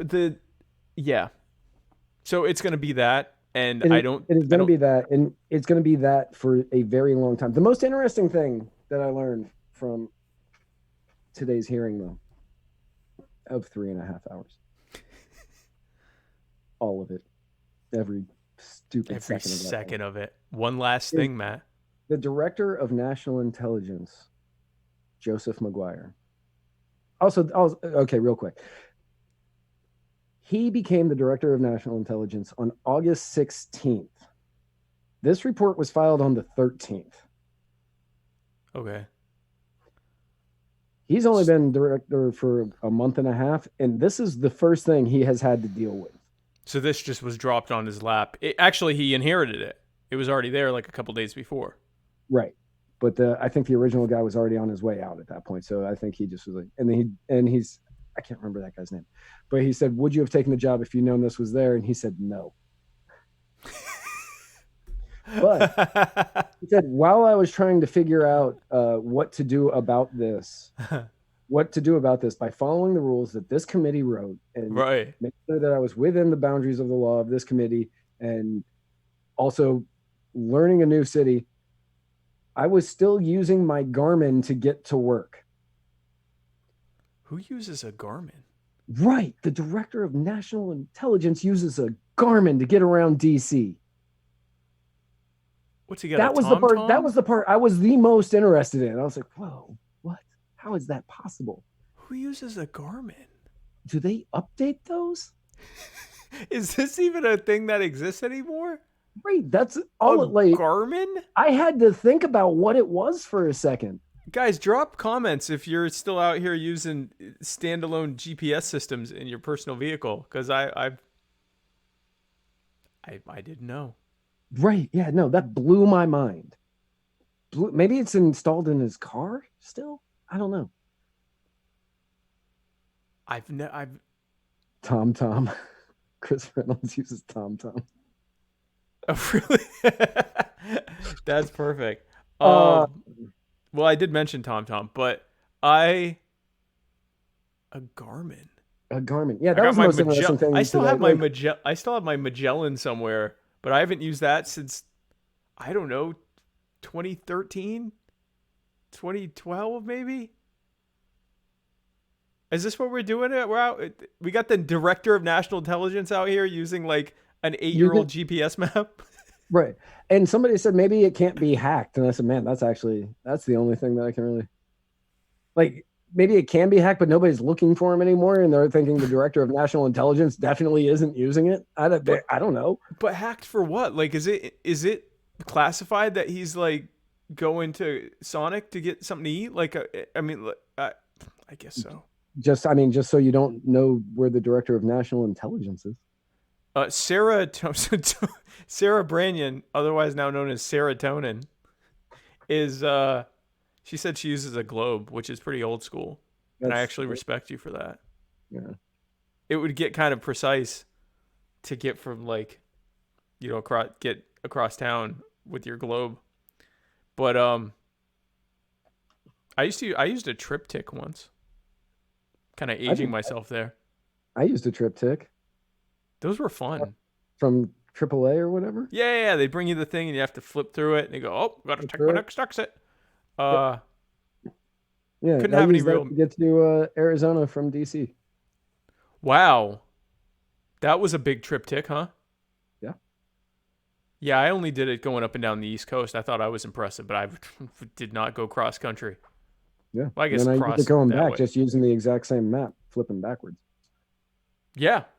That's how you do it. So yeah, triptych. So we've definitely, she said mobile sundial in my Camry to keep time. Yeah, no, that's good. So that's apparently with the National Director of Intelligence. That is funny.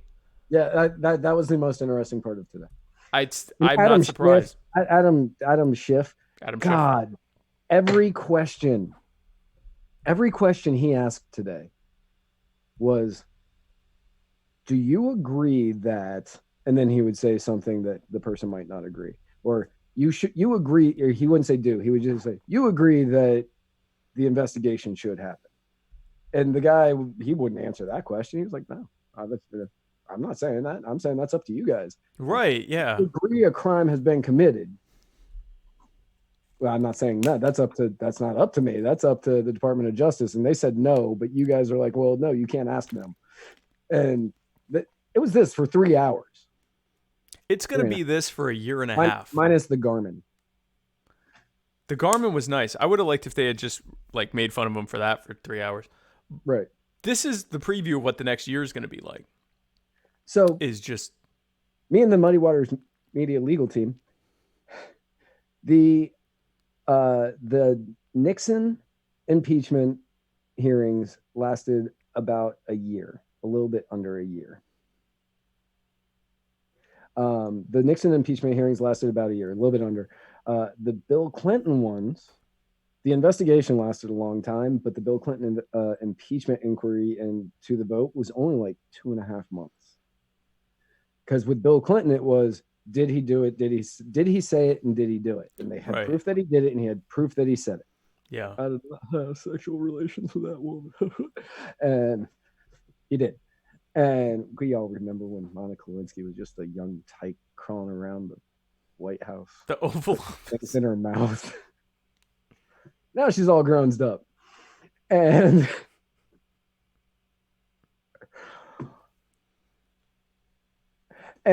the question here is, did Trump say it?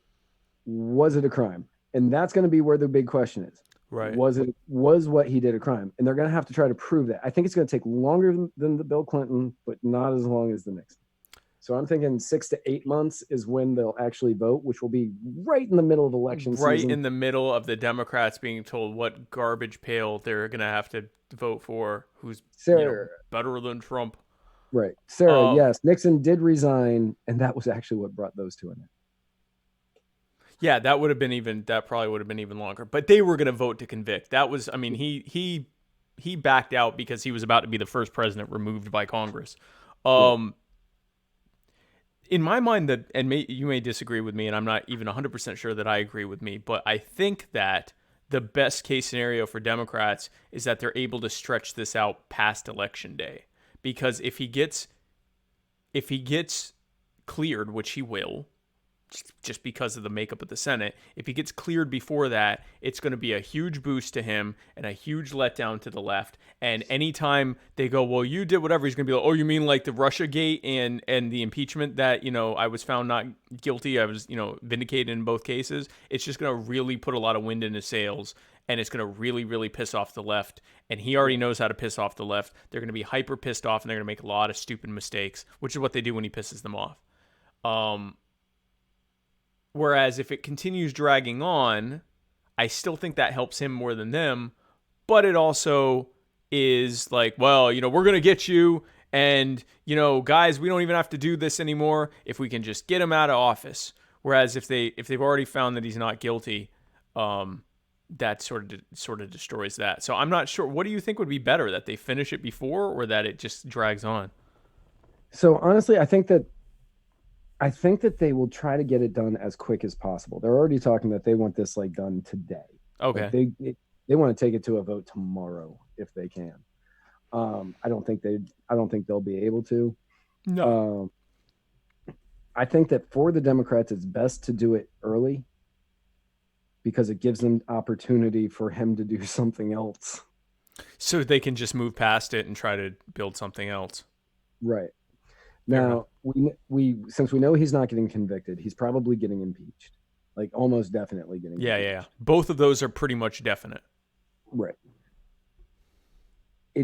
This could all end before the Iowa primaries. Could. Okay. And if so, you're going to have the candidates that are left and the Democrats going on about how we need to get this president. We've never had a president who was impeached, because this is the first time this has ever happened to a president in his first term. Everybody else, it was in their second. Oh, that's right, because Clinton, he had already been reelected. Yeah. Clinton had already been reelected. Nixon, it was because of what he did during the reelection campaign. The reelection, that got him into the impeachment inquiry. And Andrew Johnson it was something that he did during the reelection campaign, I believe. Yeah. I know it has something to do with federal judges. I'm not 100. I think he fired them all or something. So this would be the first time a first-term president was being impeached. Right. Okay. So they're going to say, we've never had a president be elected who was impeached. Is this the kind of president that you want in there? He's going to think that he's invincible because the Senate didn't convict. He's, anything that we've ever tried to stick to him has fallen off of him. We got the impeachment. The Senate wouldn't follow through, even though that's what the people want, which is that's how they'll say it. That's how they'll spin it. And they will show clips of Joseph Maguire. I want to call that guy Jerry Maguire so bad. Show me the money. Show me my Garmin. Show me my Garmin. So they're going to have the quotes from Joseph McGuire saying that this is unprecedented. They're not going Right. to say that it's unprecedented because he was only in there for like 3 days before he first saw this. That he tried to figure, because of the timing of which he came in, made it difficult for him to hit all of the times that he needed to hit based on the laws set by the Intelligence Committee. Right. And he's like, this is all unprecedented. This is all unprecedented. And they're just going to say, he finds this to be unprecedented. They're just going to constantly use these big quotes, these micro quotes from everybody, and push that we now have a president who has been impeached, who is running for re-election. This is who you don't want. That's going to be the Democrats' new thing moving forward. Right. And his argument will be, they found me not guilty. And they found me not guilty or I was, as he said, fully exonerated for the Russia thing. And all they have is just constantly investigating me for things that I didn't do anything wrong, and vote for me because I'm, doing all the great stuff. Right. Completely lost in this entire debate is that neither side actually does anything different. They both just grow government. They both just tax you more. The average American is paying more taxes thanks to all these new tariffs now than they were prior to when Donald Trump was president. It's just now not being done in the form of income taxes. It's now being done in the form of price added to the things that they purchase. Right. But they're paying more to the government than they were when he came in. So more taxes, more war. Well, the more war, it's actually the same amount of war. So that hasn't gone up, but no less war. Right. More government, more debt, more taxes, more laws, more. We'll get to the no more war in a minute. Okay, fair enough. But yeah, Sarah Tonin says that they do not want Pence. Yeah, that's accurate. They don't want Pence. Pence is more of what they don't want than Donald Trump is what they don't want. Oh, yeah. Pence is at least establishment, so they know what they're dealing with. Right. So it's easier for them to deal with it. Now, if, let's say Donald Trump gets reelected and then they impeach him and something else comes up and he has to resign, I'm pretty certain that they get Pence, even if it's before inauguration day. They do get Pence. I'm not sure I see Pence getting, especially in the wake of Donald Trump resigning, I don't see Pence getting elected president. No, I'm saying if it's after election day, something else comes up. They're like, he colluded with Ukraine and Russia, which that makes no sense, but we're going with it. Because, Russia and Ukraine, they got a thing. They had that whole invasion issue. Right. Like an actual hot war between them, yeah. So Donald Trump was at one point colluding with Russia, but now he's colluding with the people that... With their enemy, with Russia's enemy, yeah. It makes sense. So you're saying if something comes up that makes him resign after November, before January 21st. But assuming he got reelected. So if he got reelected and then resigned, you get essentially you would get 4 years of Pence. Yep. Yeah. Pence didn't win an election. Even though he didn't win an election, you'd get a full Pence term. Yep. You'd get all of the Pence, not just the tip of the Pence. You'd get the full Pence. Right. You're not just getting... We're not just trying out the tip. We're not just the tip. You'd Pence. get full penetration. That's right. So, speaking of penetration, I'm so upset about this. Speaking of penetration, hey guys, are you ready to get penetrated by our sponsor and legal analyst? Because Matt was earlier with that thing about his books. So now it's your turn, guys. This is I think my favorite segment of Muddied Waters of Freedom, which is, of course, the personal injury attorney, Chris Reynolds, attorney at law, anchor call-in moment, which I'm going to leave up because Chris likes that photo so much. And so we got two questions this week by our main sponsor and our good friend who's dear to our hearts. And what? And exclusive legal team. And exclusive legal team and the breaker of our hopes and dreams occasionally. Oh no. So guys, prepare to be penetrated by this first question. God. Personal injury attorney Chris Reynolds here with your Spicer segment.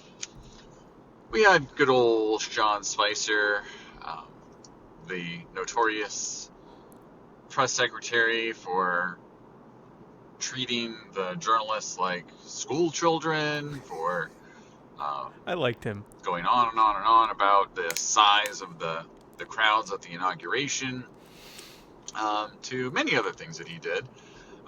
Great fodder for Saturday Night Live, of course. Yeah. And he comes out on Dancing with the Stars and looks like a literal clown dancing.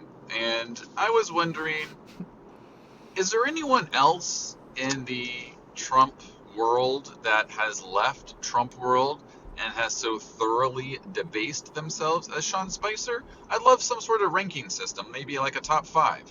Thanks. He always wants 5 things. He Chris, does. you're He saw high fidelity one too many times. like you're dealing with 2 recovering drug addicts. Your trust in our ability to withhold short-term memory is commendable. I'm not sure it's realistic. I want to say something before we get into our top 5. He understands how much attention I had to pay today to be able to say everything that I said today. Right. I mean, kudos to you for, giving us these brain teasers to keep us, fresh and sharp, especially me. I mean, I need cognitive stuff. So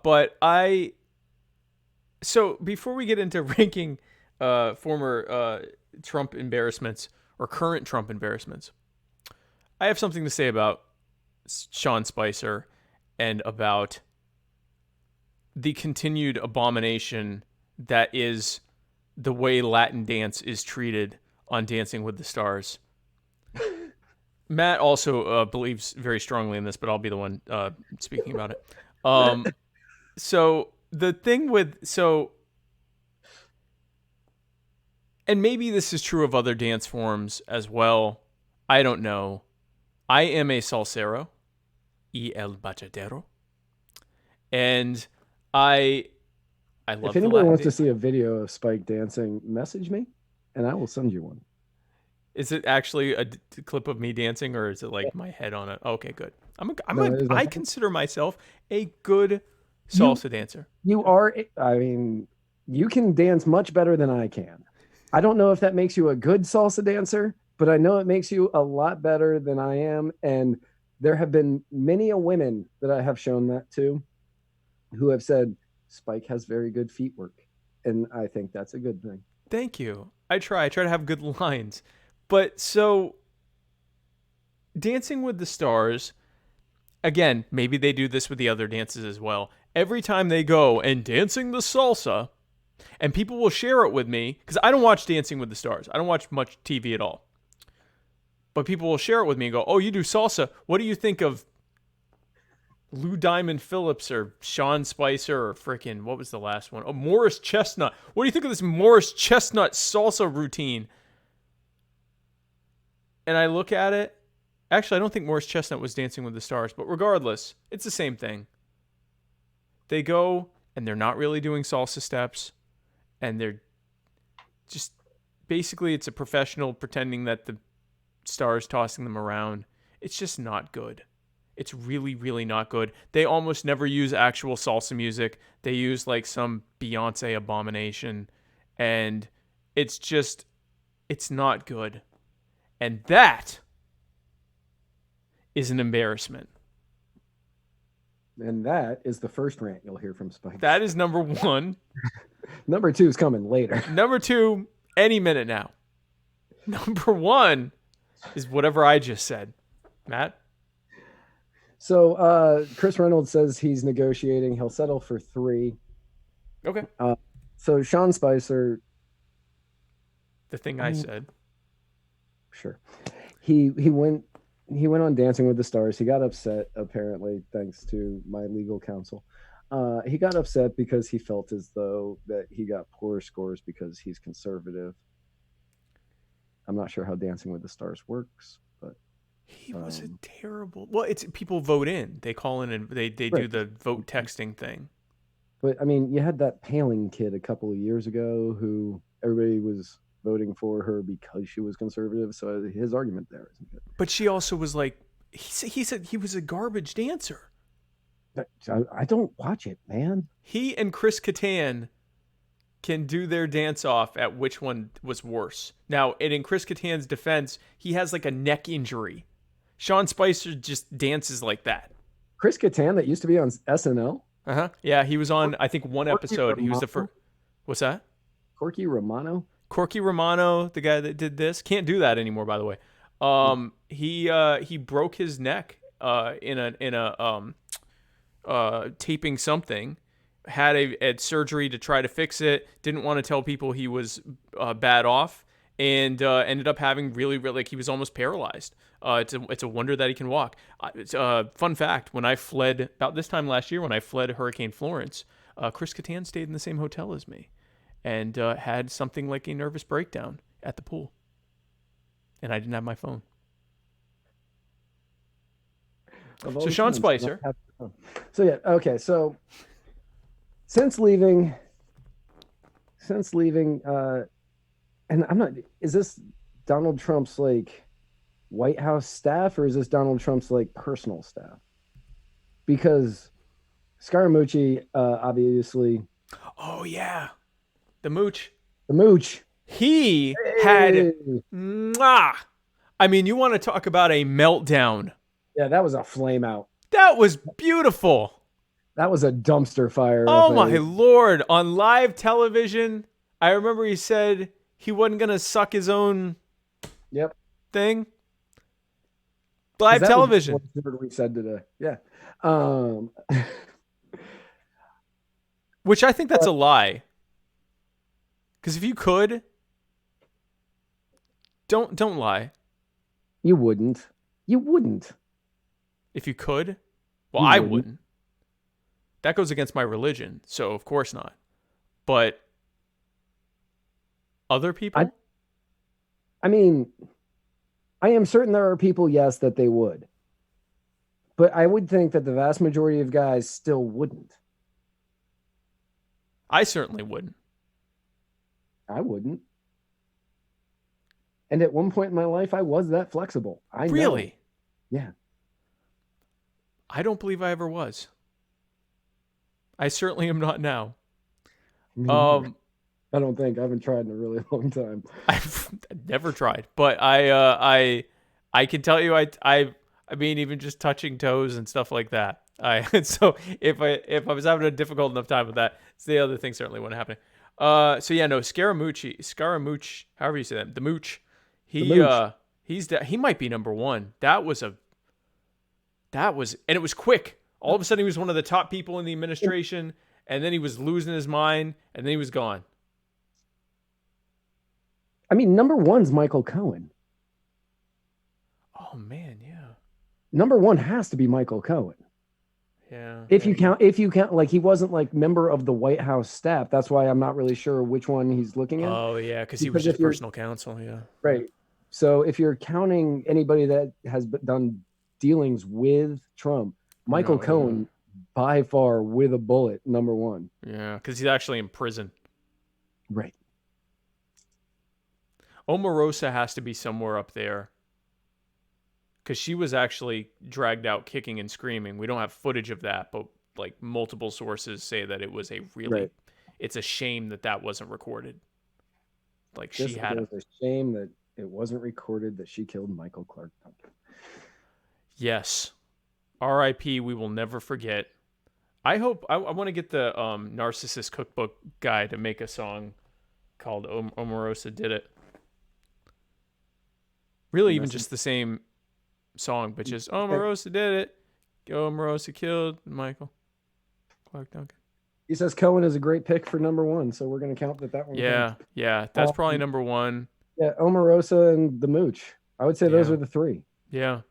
Sean Spicer isn't even really on that. Like, yeah, so he went on Dancing with the Stars, and he got mad that he got voted off. Yeah, I mean, maybe he'd be top 5. Possibly. Sarah Huckabee's kept somewhat of a low profile. I know I'm forgetting people. It's like I say, you know, Rex Tillerson. He didn't really embarrass himself though. Nah, he went off.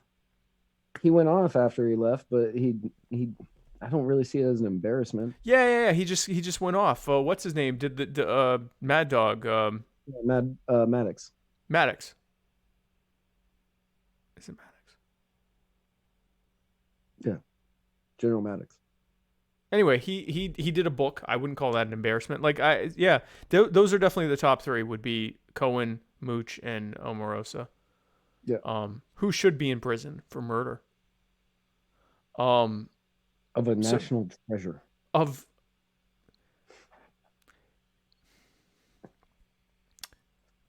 one of the best people to ever live. Of William Coffey. How do you kill William Coffey? And then, I mean, Terry Crews, who I also like, owes his entire career to the fact that Michael Clark Duncan was murdered by Omarosa. There's a collusion to investigate, Nancy Pelosi. So here's the second question from Chris. Personal injury attorney Chris Reynolds here with Trump Time. Recently, there have been some issues going on over there with good old Iran. We've got Jared Kushner over there without any sort of adult supervision, without any security clearance, figuring out how to make peace in the Middle East. Seems like he might have outsourced it to Saudi Arabia. And now we're in this weird spot where we've pulled out of the Iran nuclear agreement and people are blowing up oil fields and war seems like a possibility. And now it seems like President Trump is saying that Saudi Arabia is kind of calling the shots on whether or not we're going to go to war. Yeah. So I'd love your guys' thoughts on that whole situation. Thanks. So this is the absolute best segue we've ever had into our next set of notes. Yes. Yes. So thank you, Chris, for that awesome segue into what was actually the next thing in the notes. Yes. So, yeah, Jared Kushner, little J-Rod. Oh, Jay Rizzy. Jay Kush. MC J Kush. He's like Modest Yahoo, but not talented. Or anything. He's without any of the charm or talent. It's just the Jewish scrawny part. Right. He's just of Modest Yahoo. Jewish. Jay Kush. Jay Kush. So yeah, he's been over in Iran doing the diplomat thing, which is just a bizarre. Which is just bizarre. Yeah. And everything in the Middle East has, I would say, destabilized, but has it ever been stable? This is no, and this is at least not in since the Sykes-Picot agreement. I mean, ever since the European powers started, carving out chessboard blocks in as the Middle East and saying, "Oh, this is a country we just created," among what was before that actual tribal and ethnicity lines. No, it hasn't been stable in our lifetimes or even our grandparents' lifetimes. Saudi Arabia is calling the shots to the point where Trump actually tweeted, and we covered this last week, where he tweeted, we're waiting on confirmation from the Saudis. Confirmation of what? Of what they want you to do. Or as Tulsi said, you being Saudi Arabia's bitch. Justin Amash said something similar, but just without. He didn't say bitch. He didn't say bitch. He said Jay Kush is Saudi bitch. Right. I'm now, paraphrasing. The Pentagon recently has approved deployment of U.S. forces to Saudi Arabia, which will be primarily focused on air and missile defense. You know how pretty much all wars are. Exactly. That was it's not offensive. It's just air resources. That's all of our wars now. When was the last time you saw a lot of, I mean, it's been several years now that we've seen lots of ground movement with U.S. forces. They use foreign forces for that, like more like local, forces for that, and they do the air support and the drone bombing and all of that stuff. So, yeah, that would be offensive. So, Angela Merkel of Germany, Macron of France, and the soon-to-be ousted Boris of the UK, all blame Iran for the attacks, and Iran says, "No, that wasn't us, dog. No. That also wasn't us that took the British steamer oil tanker. Wasn't us either. And we definitely didn't fire anything at your drones where you were flying in our." We did fire things at your drones that you flew into our airspace. Into our airspace, and I thought they did claim the British thing too. No, did they? I didn't think they did. I thought they had said that. I could be wrong. Yeah, I don't remember on that, but I don't believe Iran doesn't want a war. Right.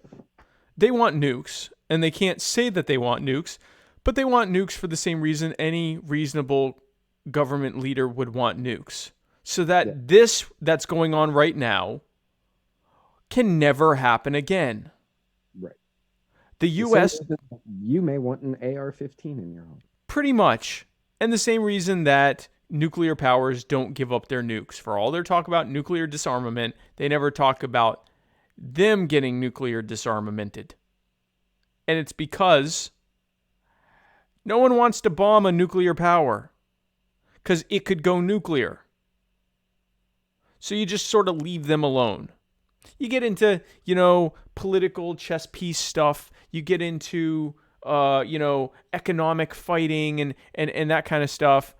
And you fight proxy battles in other countries, but you don't actually attack that country. So we had a Cold War with Russia, which, if you looked at World War I and World War II, if the powers, the belligerents in what was essentially World War III, the Cold War, hadn't had nuclear weapons, it would have been a really bad hot war, because that's how wars used to be fought. Millions of people would be killed.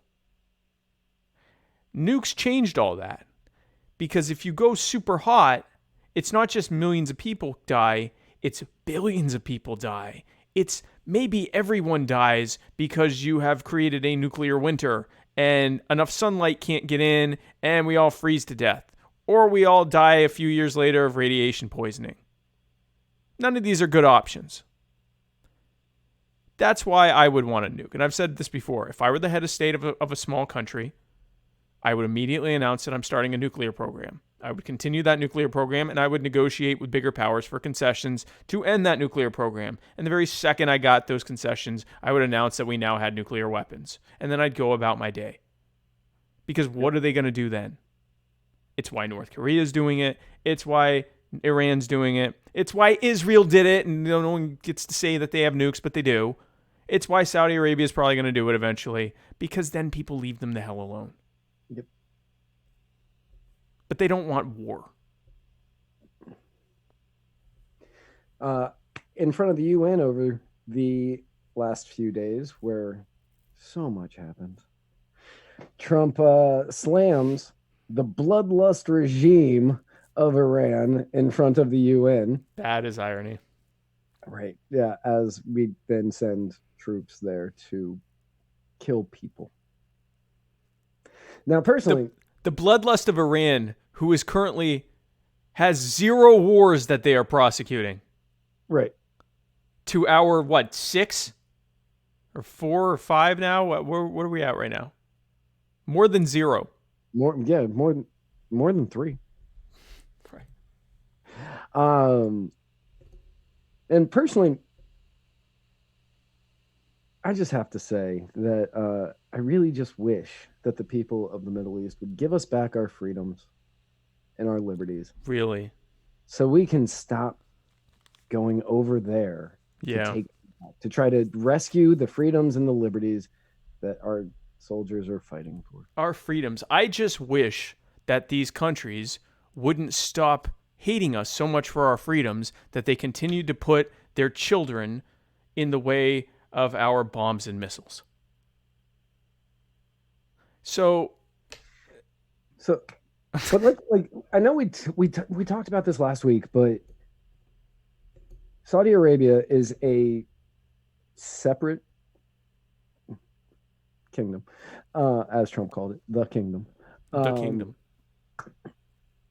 Why are we taking orders from them? Why is he waiting for them to say what we can and can't do, and why is he worried about it?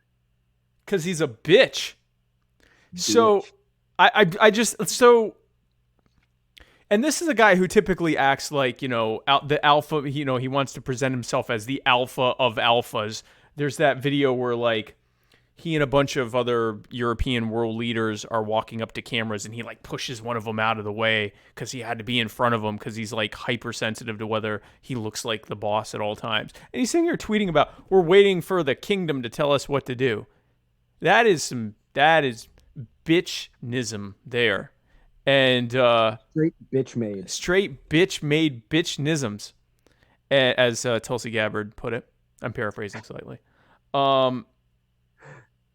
Like I don't get it. So the U.S. ambassador to Saudi Arabia, or I guess currently he was the former U.S. ambassador to Saudi Arabia, said that Congress is helping Saudi Arabia destabilize the Middle East and it needs to stop because it was super stable before that.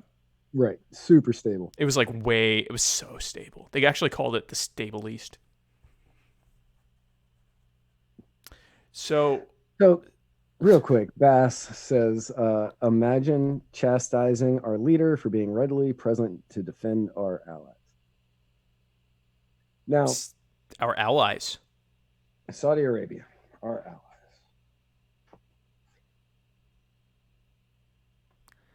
So our ally in question here is the one who is the largest financer of radical Islamic groups, Wahhabist groups like Al-Qaeda. I'm not sure about with ISIS, but definitely with Al-Qaeda, with many other radical Islamic groups.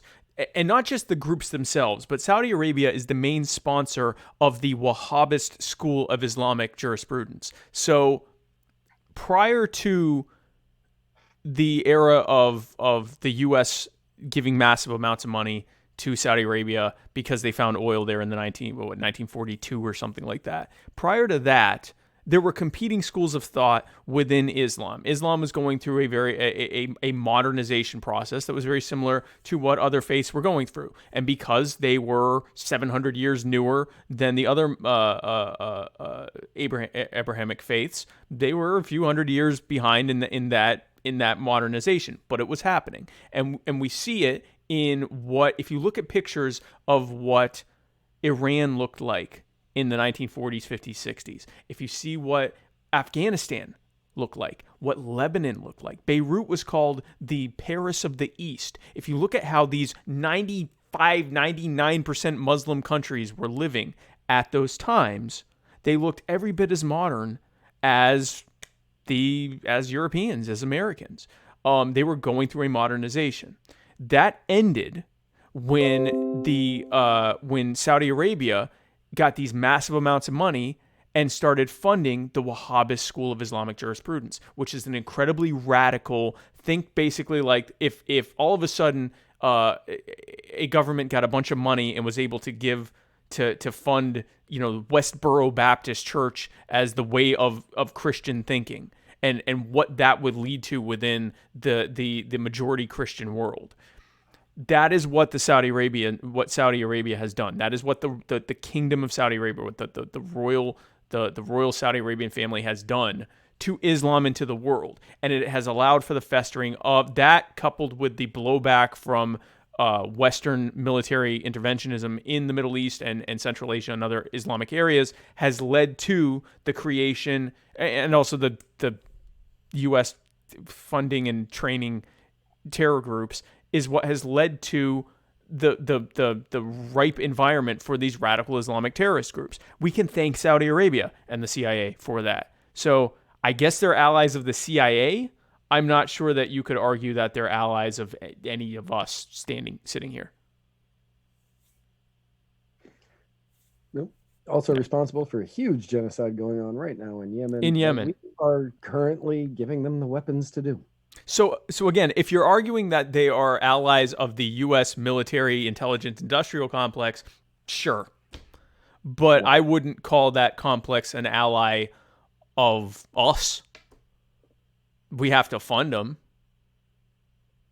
But I'm not sure we'd call that an ally. They're certainly not making us safer or more free. Ally to the government? Sure. I guess so. But, I mean, they are why 9/11 happened.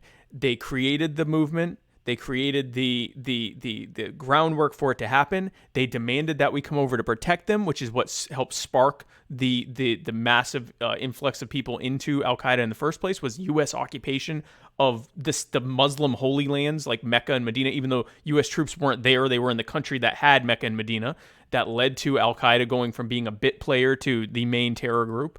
What was it? 19 out of the 21 hijackers on 9/11 were Saudi citizens.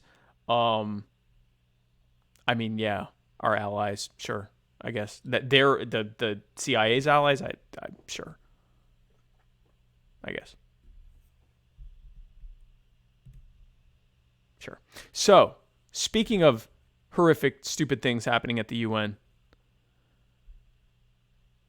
if you missed our intro, be sure to listen to the intro again to this episode, because we did a nice thing for everybody. So speaking of just unstable stuff happening at the UN, Greta Thunberg, who is a 16-year-old who has some strong opinions that her parents said to her, was at the UN. And then also, I guess at some point testified to Congress, and then recorded her hit that we had on the intro. She had the meeting. Chris Riddles, oh no. She also had the meeting with Obama. She is becoming just a huge player in the political world at the sweet young age of 16. Right. So she wants to talk about climate change with Obama. So I'm sure they talked about the climate impact of Obama dropping something like 100,000 bombs in just his last year in office. I'm sure that came up. But she is here to tell us that we have stolen her dreams, her childhood, and her future, because she is because the I guess we used straws. No, that's not her thing. She doesn't care about the straws. She cares about the straws. global. I'm sure she does. I'm sure she has very strong opinions about plastic straws, even though something like 70% of the garbage patch is Japanese and Chinese fishing nets. But whatever. It's definitely the straws in South Carolina that's contributing to the Pacific garbage patch. Anyway, so she's really upset about climate change, guys. The climate's changing. And it's changing, and she's not happy.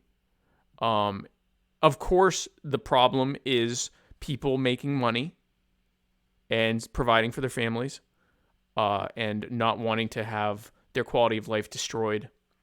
It is not happening because of the near tripling of carbon output by China alone, which was already the largest polluter on Earth. It was not because of India more than doubling, almost tripling as well, their carbon output. They're the second largest polluter. It's not the fact that something like 80% of the carbon output that's happening right now is just India, China, and Brazil. It's definitely not that. It's not that the pollution that's happening is mostly in areas that are rapidly industrializing and are not using cleaner forms of energy like nuclear. They're switching instead to the cheaper fossil fuels. It is not that the air quality in most of sub-Saharan Africa is at crisis level at all times, because thanks to the fact that they have been forced into not using nuclear and other forms of energy, most families are burning manure for heat, which greatly contributes to localized pollution as well as climate change. If you It's thought not cow any of that. farts were bad, and What's thought that? cow farts, if you thought cow farts were bad and that cow farts needed to be taxed, Imagine burning cow burning- poop. right? Yeah. So, and then imagine doing that in your house and then wondering why it stunk. So she's not mad about that. She's mad about mostly Western people enjoying their lives. There's actually a photo, I wish I had it, of her doing what she's mad at people doing. She's like on a train eating all these different foods that have been packaged, shipped from all over the world. Wasn't concerned about the carbon footprint at that moment because, gosh darn it, she wanted a banana. Yep. And go ahead. And since she did her UN appearance, you see all of the theories that, you know, she's with Antifa and that she's a George Soros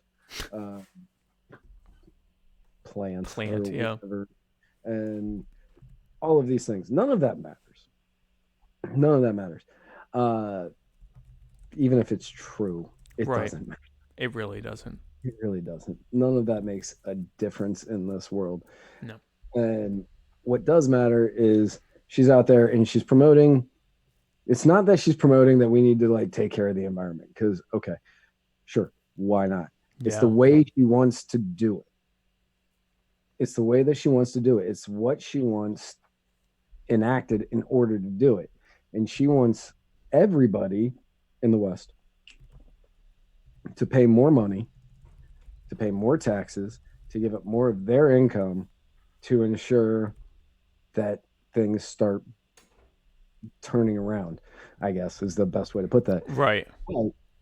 There is no way, there's no guarantee that the countries like India, China, what was the other one? It's so they call them the BRIC countries: Brazil, Russia, India, and China. But almost all of it is India and China. Most of it is just China. Yeah.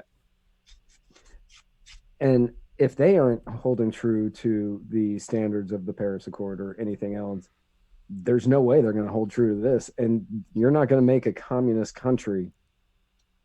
Like, you can't take more of their money. They're not even being asked. Not that they would say okay, but they're not even being asked to hold to these standards. Now, I'm pulling up a chart right now that is why there are two reasons why I really don't care much what most supposed climate activists have to say. The first is that if you're having a serious discussion that isn't also about ending wars and ending and introducing more nuclear energy, then you're not taking it seriously. You haven't looked at the numbers and you don't really care about the environment, because renewable energy actually leads to more fossil fuels being burned to offset the times that the renewables, when it's not windy out or the sun's not out, instead of being able to have a reliable nuclear-based grid that burns all that meets your energy needs all the time, if you're relying on renewables, which had to use fossil fuels to be created, the machinery and so forth, on their off time, you have more fossil fuels being burnt. So that doesn't help. The other reason is this chart. In the last 20 years, the US and Europe have seen a net decline of carbon, of fossil fuels, of greenhouse gases, carbon emissions. Other countries outside of the US and Europe have seen a 53% increase. China has seen a more than tripling. They've gone up more than 200%. And India has seen an almost tripling. They've gone up 100 and because this is plus 208%. So they're 308% higher. India is 255% higher. Other countries are 53% higher. I think I'm wrong about that. Yes. Yes. So China has more than doubled. India has almost doubled. Other countries have gone up over 50%. The US and Europe, the countries she's suing now, have gone down. And their share is already not all that high. So if she's not talking to China and India, and I don't blame her for talking to China and India because she doesn't know what she's talking about. Yeah, but if you're not talking to those two countries, you're not actually doing it from a serious standpoint. Exactly. Yeah. All you're doing at that point is virtue signaling, and You're virtue signaling. Yeah. you're virtue signaling that you're virtue signaling about climate, and you're only hitting the people that will listen. You're not India and China. They're not going to listen to you on this. They don't care. They don't care. They don't care. India, and it's not because they're terrible people. We come from an incredibly privileged standpoint where you can be poor and still have your needs met. Your basic needs, your food, your basic housing, and things like that. They will starve. They don't care about your feelings when it comes to the environment, because the alternative is that they will die. There are over 1 billion of them in each of those countries. They are poorer than us, and they need to make money so that they don't face starvation. They're finally seeing something that looks like a middle class. They don't give a crap. They don't give a crap. If you tell them the environment's going to go to hell in 20, 30 years if you don't stop, they're going to say we're all going to die before that if we don't continue. So if you're not presenting them with options that allow them to continue to grow economically, like nuclear, if you don't present them with those options, nothing's going to change. And again, this is assuming the worst of the climate activist rhetoric being true. Assuming it's true, you've been doing it all wrong, and stop it. Sarah brings up a good point. India doesn't eat cows, so the methane gas coming out of there. Yeah. They let the cows fart all over the place. Cows are, so in Hinduism, the highest, they believe in reincarnation, and there are different castes and tiers that you reincarnate up or down to based on how good of a person you were at each time. The top level you can reach before, I guess, ascending into whatever, is a cow. So not only don't they eat cows, they basically let cows do whatever the hell they want to, including farting. Yeah. Everywhere. Not sure why they have cows. To treat them like gods. It's quite an industry. Yeah. So yes, no, they don't. That would help things. So all this to say, now a little birdie tells me, one of our commenters, a little birdie says, Chinese people are super rude. I think they just have a different mentality than we do. Like, when you come from a country of 1.4 billion people, and everyone's just trying to make ends meet, and I think it's just, we have and I hate using SJW terms in general, but we do. We come from a privileged mindset.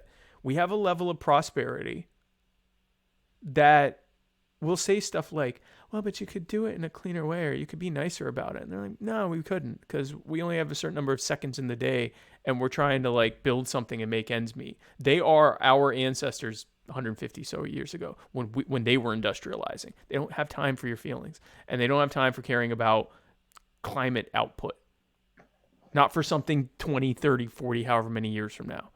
So, Greta, I guess I appreciate the fact that you care about something, but you're looking at the wrong people to get upset at.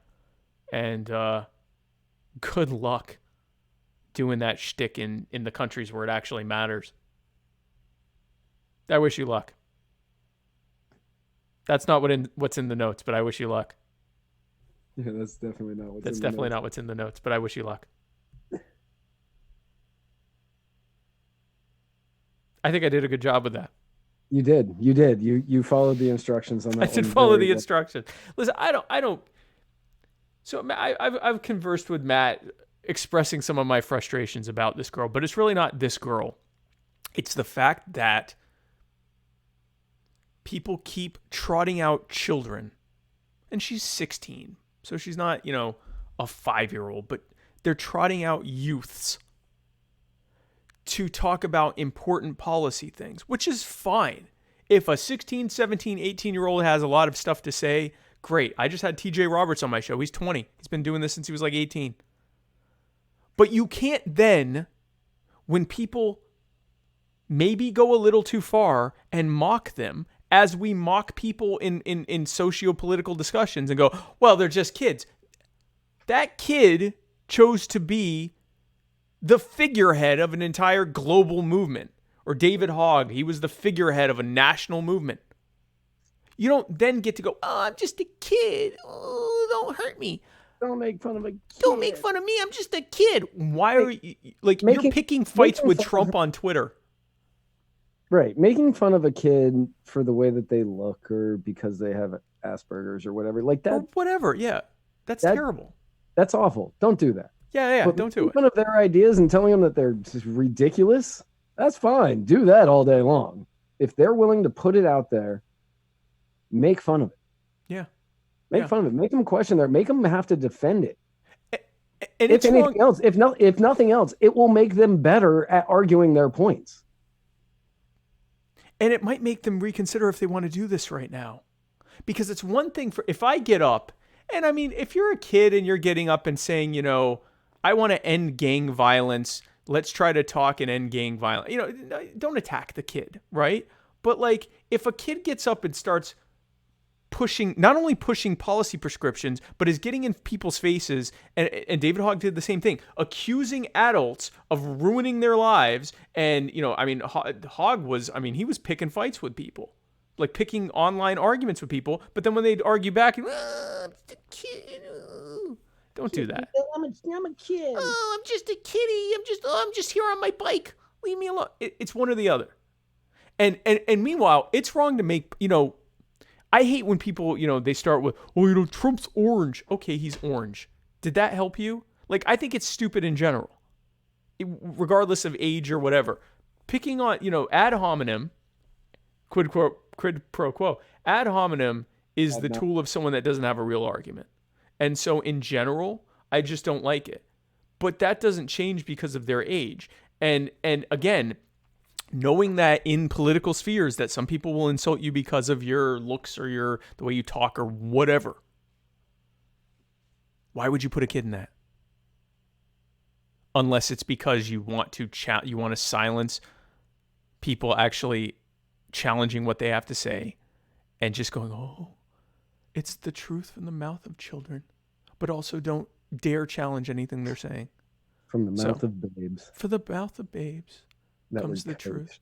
Very obviously coached in what to say and how to say it. Yeah, it's not good. And again, if she wants to do this, great. Do it where it matters. Don't be like the adults behind you who just uselessly virtue signal and try to turn this into a partisan thing to score partisan points. If this is something that is an existential threat to all of us, why are you making this partisan? Like, why would that even matter? Anyway, so that is my thought on that. So don't do that. So don't do it. You know, last week we were talking about how it was the beginning of fall this week. Yeah. And we were going to go from being sweet summer boys to sweet autumn boys. Adorable autumn boys. Adorable autumn boys. Yeah. And I was waiting to see if you were going to bust out your sweater vest like you said you were going to do. Yeah. Crap. I left it in my car. I'll have to get my sweater vest. I got a scarf. So I could be like extra hipster. That would be appropriate. I can probably get a little pumpkin and put it here. Yours is probably better because you have an actual desk in front of you. So it'd probably be better if you do the pumpkin. But I will do. Oh, you actually have a scarf right there. Oh, wow. So I had it sitting right here. I don't have a. Yeah. I don't have any. Because if you were wearing the sweater vest, I was going to wear the scarf. But I'm glad you didn't, because this room gets really hot during these days. So guys, it's autumn, but we're both in the South. I'm in Myrtle Beach and he's in Florida. So like, it's still hot here. I went to the beach yesterday, and I waited till it was a little like later so I wouldn't get so hot. Like, it's hot. It's hot. It's still summer here. Like, I'm still a sweet summer boy. I'm a sweet summer boy until well into October. Yeah. In which case, this year I'm fleeing. I'm going closer to the equator this year. I can't do it. I don't want to do the cold. I don't want sweet summer boy to ever end. Well, you better go more south than here then. Yeah, no, I'll have to like hit. So we have family in Barbados, so I may just go there for like a year. International Jew. I will. Yeah, I'll be an international. I'll be a West Indies Jew. Yes, you will. That'll be nice. So I don't have an episode. Well, this is Thursday. This is Thursday. Yeah, our next show is on Tuesday. So our next show is on Tuesday. So tune in next week for The Muddy Waters of Freedom with me and Matt Wright. And then on Wednesday, I believe that I will be having an episode of My Fellow Americans with my guest, John Phillips Jr. He is the running mate to Kim Ruff. They are running for president and vice president for the Libertarian Party nomination. Nick Sarwark voting for Bill Weld. A little birdie, that's my favorite comment anybody has ever made on this show ever. Thank you. I'll read this, sure. Muddied. He doesn't know my name. My name's Spike, by the way, but thank you. A little birdie says, Muddied Beach. All you need is some TLC and some vitamin P. What I'm trying to say is I find you sexually attractive. Thank you. I'm actually happily married to a woman, but I'd be lying if I said that didn't flatter me. I try my best on here. So that's fair. It is appreciated. Yeah. I will put it that way. It's appreciated. Thank you. So to bookend this episode of my Muddy Waters. So Matt, if someone were to look for us on the internet, is that even possible? You know, that is possible. Oh, wow. Yeah, you can find us on Facebook at facebook.com/muddiedwatersmedia. You can find us on Twitter at muddied_waters. You can find us on Instagram at muddiedwatersmedia. You can find us on Float at float.app/muddiedwatersmedia. You can find us on YouTube at youtube.com/muddiedwatersmedia, and you can find this and every episode at muddiedwatersmedia.com. And we are except for Pinterest, we're pretty much on everything.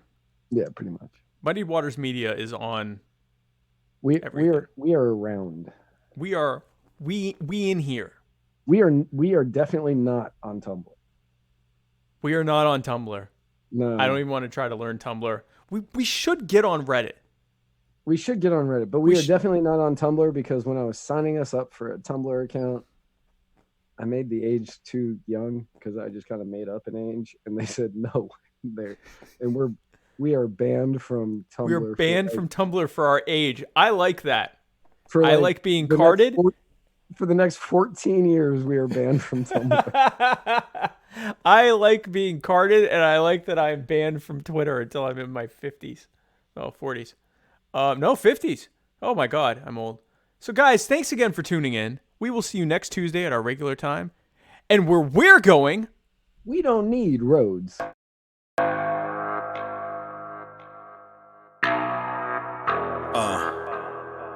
Mic check, yo.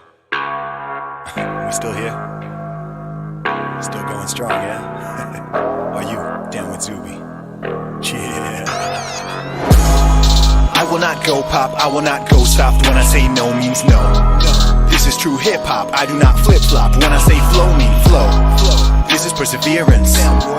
This is perseverance. This is perseverance. This is perseverance. I will not go pop, I will not go soft. When I say no means no. This is true hip-hop, I do not flip-flop. When I say flow, mean flow. This is perseverance. This is perseverance. This is perseverance. This is perseverance. This is perseverance. I've been on the rhyme since I made a first appearance. I've been on the grind, never waited for the clearance. Life is all the time, so I'm gonna live it fearless. Yeah, and people gonna hear this. Made a little name with a vision and coherence. Never been a lame, now I'm closer to a genius. Knowledge in my brain, chalk it up to the experience. Still I'm not rich, but at least I ain't broke. Never sell dreams, cause I'd rather sell hope. People so lost in the mirrors and the smoke, think I'd be a realer bloke if I said I sold dope. Nope. but my fans will tell you that I'm awesome. I started selling and they bought them. I told them get them and I got them. So if you want dope bars, that is not a problem. It's time to put the needles on the wax. Rock hard like I got the Beatles in the back. Go soft, make it easy living off the map, or I can go hard like a freaking cheetah on the track. I'm grinding from a zero to a stack, and I'm talking about De Niro getting jacked. If Wakanda needs a new king, I'ma go hard to be the leader of the pack. A needle in a stack, and I'm feeling to attack. Not a baller, no T'Challa, but a hero and I'm black. I'm an eagle to a rat, rebel demon on a track. I'm a scholar and a brawler, you don't feel it if you're whack. You're always talking evil in your rap, and I'm trying to put my meanings on the map. I gave you 12 rules for life and kept my room clean. I'm the Jordan Peterson of rap. Yeah. I will not go pop, I will not go soft. When I say no means no. This is true hip-hop, I do not flip-flop. When I say flow, mean flow. This is perseverance. This is perseverance. This is perseverance. This is perseverance. I will not go pop, I will not go soft. When I say no means no. This is true hip-hop, I do not flip-flop. When I say flow, mean flow. This is perseverance. This is perseverance. This is perseverance. This is perseverance. And I believe what I prophesize, so I don't apologize. Unless I do wrong, I don't bow to the mob, I don't live to antagonize. But they say I'm too outspoken. They wonder if I'm joking. Look, a little bit is jest, but I say what I feel, man, I'm real and I'm open. Trust in God, but I live in the physical. Selfish thoughts, but I give in the lyrical. Thought cops hot, want my speech to be criminal. Lies get fought when I speak the political. I am not left wing, I am not right wing. I just know all these things I know. Yeah, you cannot label me, you can't put shame on me. When I say go means go. Fresh, I step into the premises, kick dope rhymes and they love how I'm expressing it. Hop online and reply to all the messages. Gotta spend time and I'm grateful that you cherish it. Don't talk crap, no, I'd rather be irrelevant. Can't play dumb, people know that I'm intelligent. See me up late night, big beard, let 'em in. 12 years deep now, I'm flowing like a veteran. Dudes show love, now I'm moving up in eminence. Girls show love cause they're feeling all the pleasantness. Got huge dreams, I can never be a pessimist. Too much love, I can never be a feminist. Girl, stop looking all incredulous. I am not a bad man, I am not your nemesis. Always had a mega drive, take it back to Genesis. Worked so hard, time to reap a couple benefits. Yeah, I will not go pop, I will not go soft. When I say no means no. This is true hip-hop, I do not flip-flop. When I say flow, mean flow. This is perseverance. This is perseverance. This is perseverance. This is perseverance. I will not go pop, I will not go soft. When I say no means no. This is true hip-hop, I do not flip-flop. When I say flow, mean flow. This is perseverance. This is perseverance. This is perseverance.